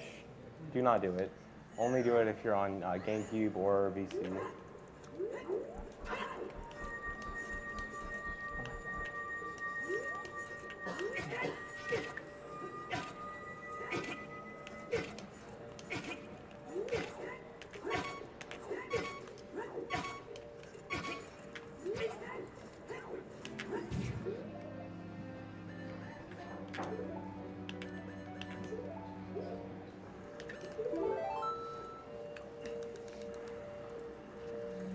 So now I'm going to head off to Fire Temple and do what Moltov's doing right now. And at that point, our routes will be pretty much completely converged. Almost played the wrong song.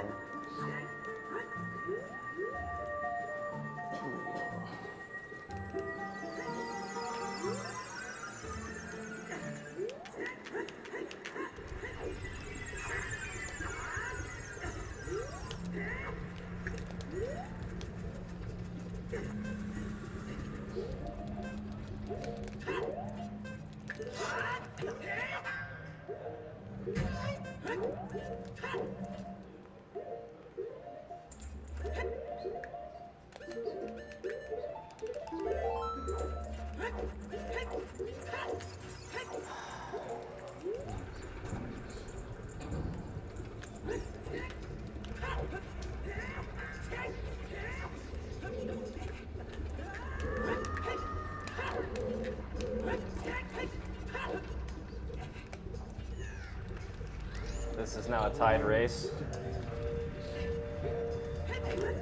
I would just like to point out that this race is almost at a close, so now would be some of your last chances to get in donations for any prizes for the Zelda block, among which were the posters we were describing earlier, the Majora's Mask, and everything else related to the block. It's a $30 buy-in for the mask. Here we go. And 10 for everything else. Who gets the good luck on the rocks?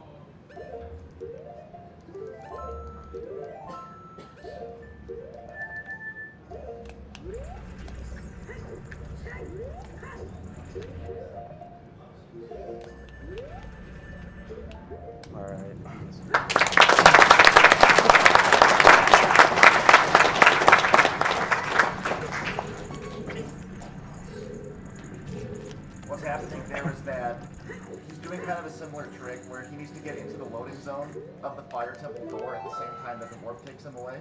But the door is actually really high above the ground, so he uses the warp to carry him up and we call it the 1080 spin.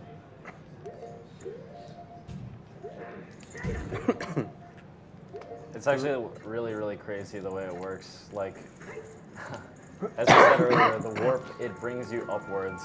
And behind the door where you enter the room, there's a loading zone that takes you back into the Fire Temple. It's not actually used in the game, as you can't open the door, but it's there. And there is a cute angle where you can jump / through and get out of bounds. So what they do is this super specific setup to get out of bounds, and they jump into the out of bounds as the blue warp takes them up, and then they touch the loading zone at exactly the right frame. And that triggers a wrong warp using the loading zone back into the Fire Temple, and as it tries to play the cutscene, when it takes Link there, it ends up taking Link into Ganon's tower at the end of the game. So it's really complicated.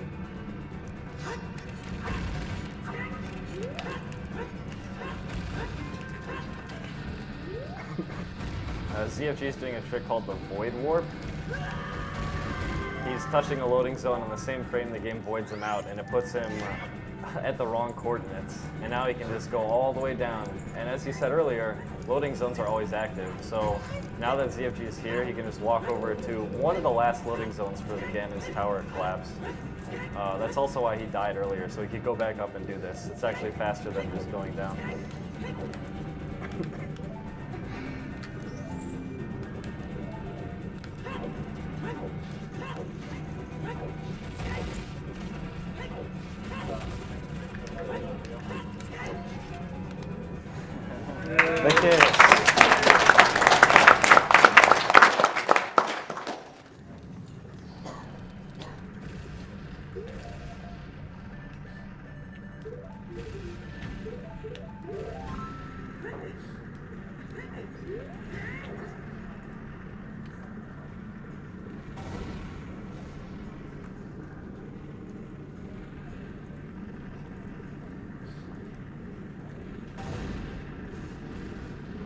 We have a $50 donation from Next Level Green.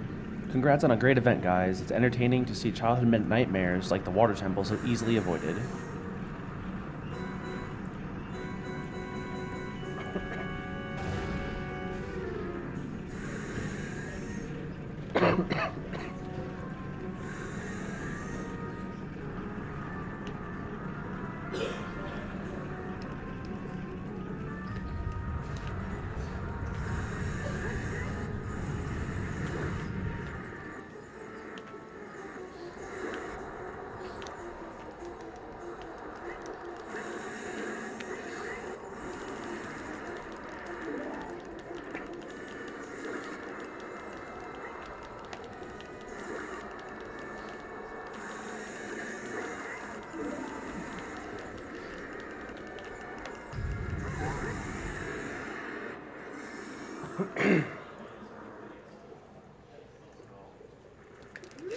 So this next trick I'm going to do, I'm going to super slide into the cutscene of the Ganon battle starting. And what this does is when Ganon goes to knock my sword away, the actual trigger to have the sword knocked away is tied to Link's animation of actually getting the sword knocked out. And by doing this, Link's animation can't change. So I'm actually going to be able to keep the sword for the first part of the fight. And an interesting thing about how Ganon's health works in this first part of the fight is every weapon does 1 damage to him, except for Master Sword and Deku Stick. Because Master Sword and Deku Stick are the 2 items that you're supposed to not be able to use on the first phase of Ganon. Master Sword because it's obviously knocked away, Deku Stick because you're not supposed to use Deku Stick as a doll, period. So those weapons are not nerfed, so I can actually do a ton of damage to Ganon really fast. It's only supposed to take 10 hits for the first phase. I'm going to do it in 3.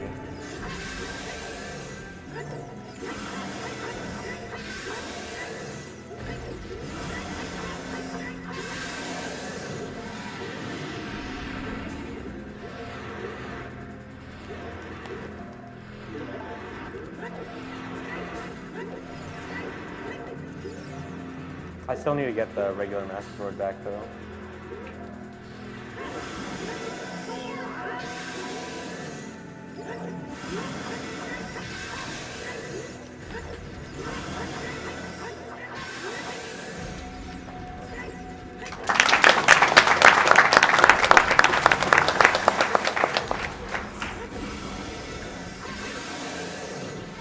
Alright, time is coming up.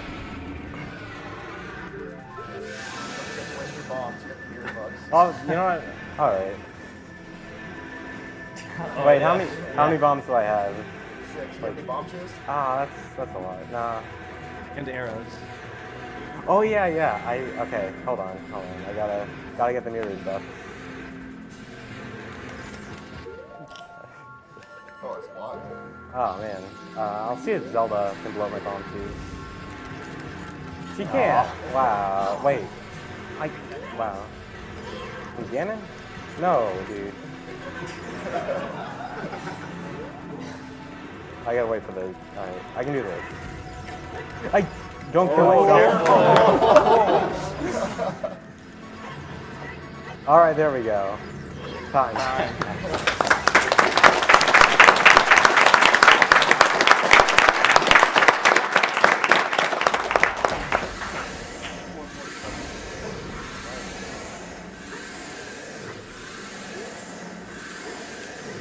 We have a $50 donation from Murphy Burzish. Had to donate before the end of OOT. AGDQ is the hypest thing I've ever seen. Good luck for the rest of the marathon and keep shattering those goals.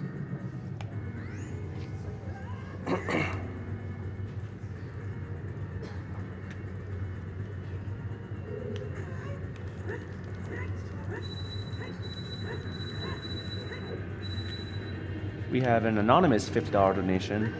My uncle suffered from cancer a couple of decades ago. He survived happily, but has suffered with lasting health effects since. Here's to hoping that the more cancer research, the less this happens, and eventually the disease is beaten.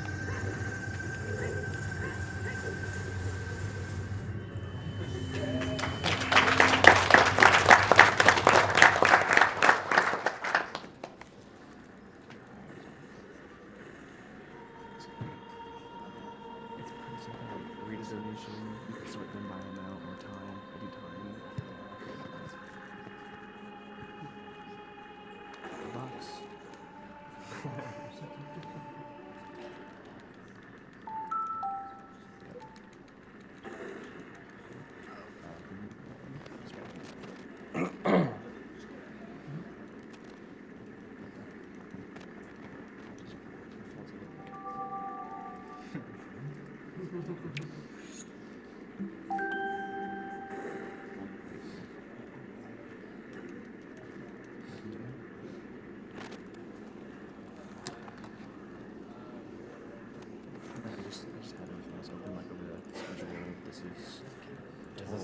or something? No, it's just English for the Take a glitch. while to load.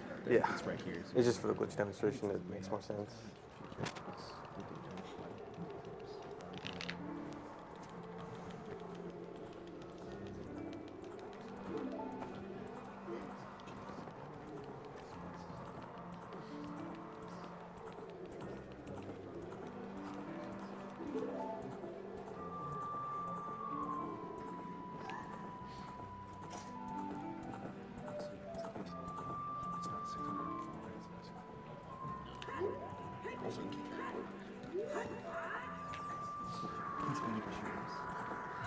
So I don't have to super slide into the cutscene like ZFG had to do because I have a Megaton hammer. So I can use that to damage him instead of having to shield Ganon's attack. Yeah, he did a Master Sword jump slash into the cutscene, which stores both the damage of the Master Sword and just the fact that a Master Sword did it, so it will do full damage when the hammer doesn't power crouch dead. You can do the reverse of that. If you swing the hammer and then crouch stab with the sword, you can break boulders with the sword, which is kind of interesting. It's even more interesting if you use ISG and you just like walk into boxes and boulders and it just automatically breaks.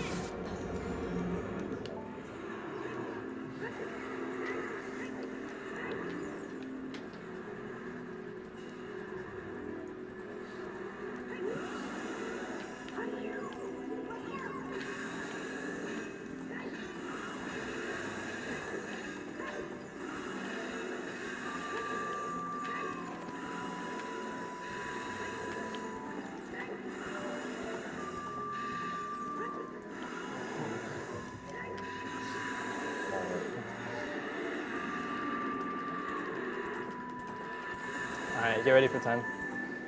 Weird bugs. Use the bombs. The what? Drop your bombs. Drop my bombs? Yeah, you gotta get the mirrored bugs. All right.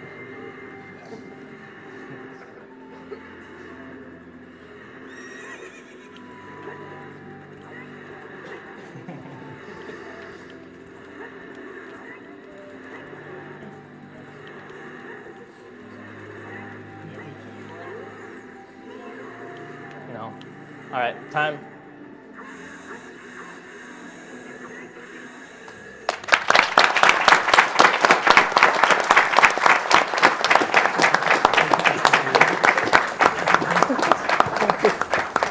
Thanks, guys. We love you, Moltov. Good race. So the glitch demonstration was met, right? Yes, it was. All right. So some very, very interesting stuff is going to happen here. So I switched to the English version real quick. Just this glitch makes more sense on the English version. It actually works on both, but this makes more sense here. So if you look at my D button right now, I have 20 arrows. As I mentioned earlier when I was doing the RBA stuff, when I RBA'd Kojiro, it gave me a glitched quiver, which was 20 arrows. And if I go over here right now, my quiver slot says bomb bag holds 30. So that's my quiver right now. So 20 arrows is below the normal minimum. So I really want to upgrade my quiver. That's too few arrows. So I'm going to play this archery game. If you get 1,500 points, she will give you a quiver, and hopefully I don't fail this. Just blame VC if you can't do it. Wow,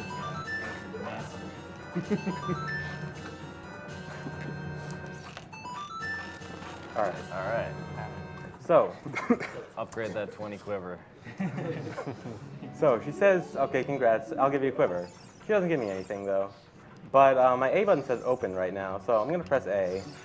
And I'm gonna start opening an invisible chest behind her. And what pops out is the spooky mask.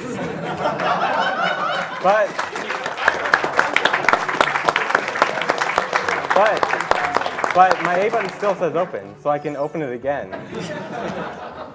And what pops out this time is another spooky mask. And I can keep doing it like this and open in the air.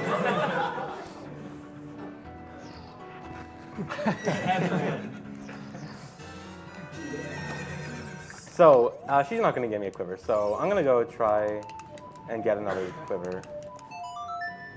So there's an archery guy in Kakariko. He gives you a quiver too if you play his game and win. So hopefully he's a bit nicer. Now, what you get from that chest is actually version specific? Oh yeah, so depending on the version you're playing on, you can get different things from that chest. On 1.1 and the GameCube versions, you get fire arrows, and on Master Quest, you get bombs. We have no idea why any of that happens.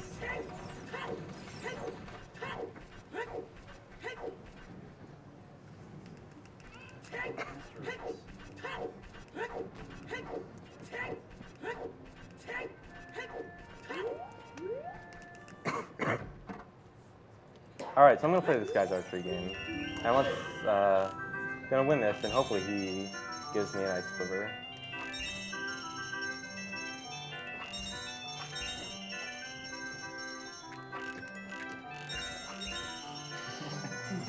Just blame VC. Can't do it.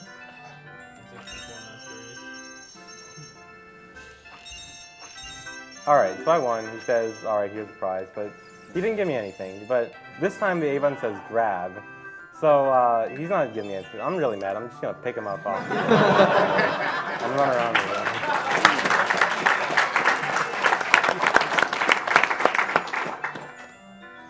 him. Drop him right here, and he's just going to stare at you. And he has no legs. We'll give him legs.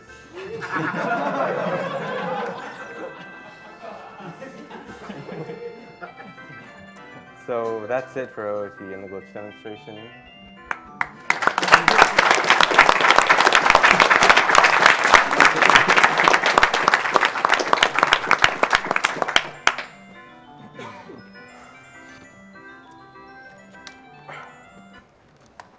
Good race. Good race. Sorry about 1080 things. So. Oh well.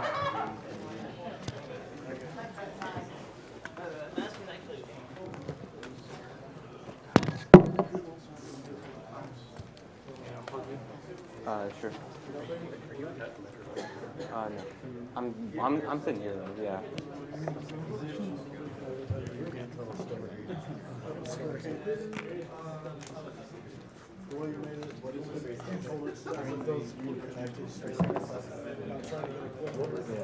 All right, well, thank you both to ZFG and Moltov for that awesome race of Ocarina of Time, and ZFG for his Majora's Mask run.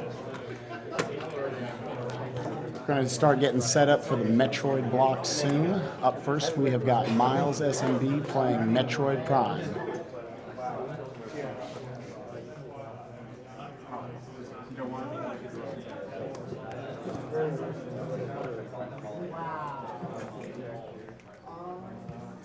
Yeah, there's nothing in that, so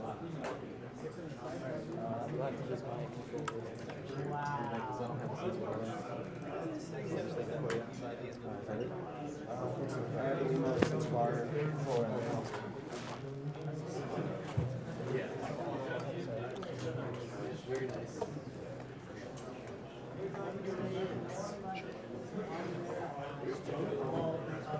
All right, we're going to run to a quick 30-second commercial break. We'll be right back.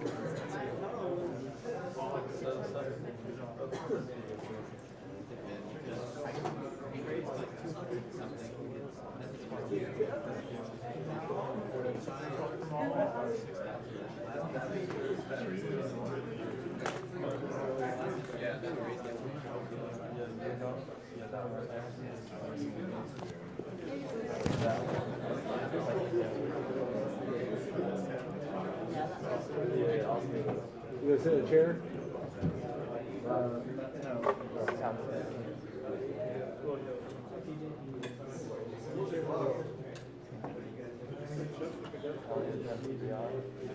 What? The one on the right. Yeah, there you go. Watch out behind your man. I'll move his chair.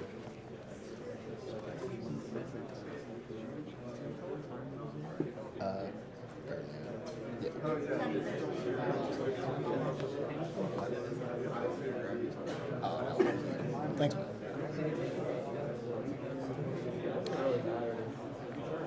All right, everyone, welcome back to AGDQ 2014. For 155 hours, we are going to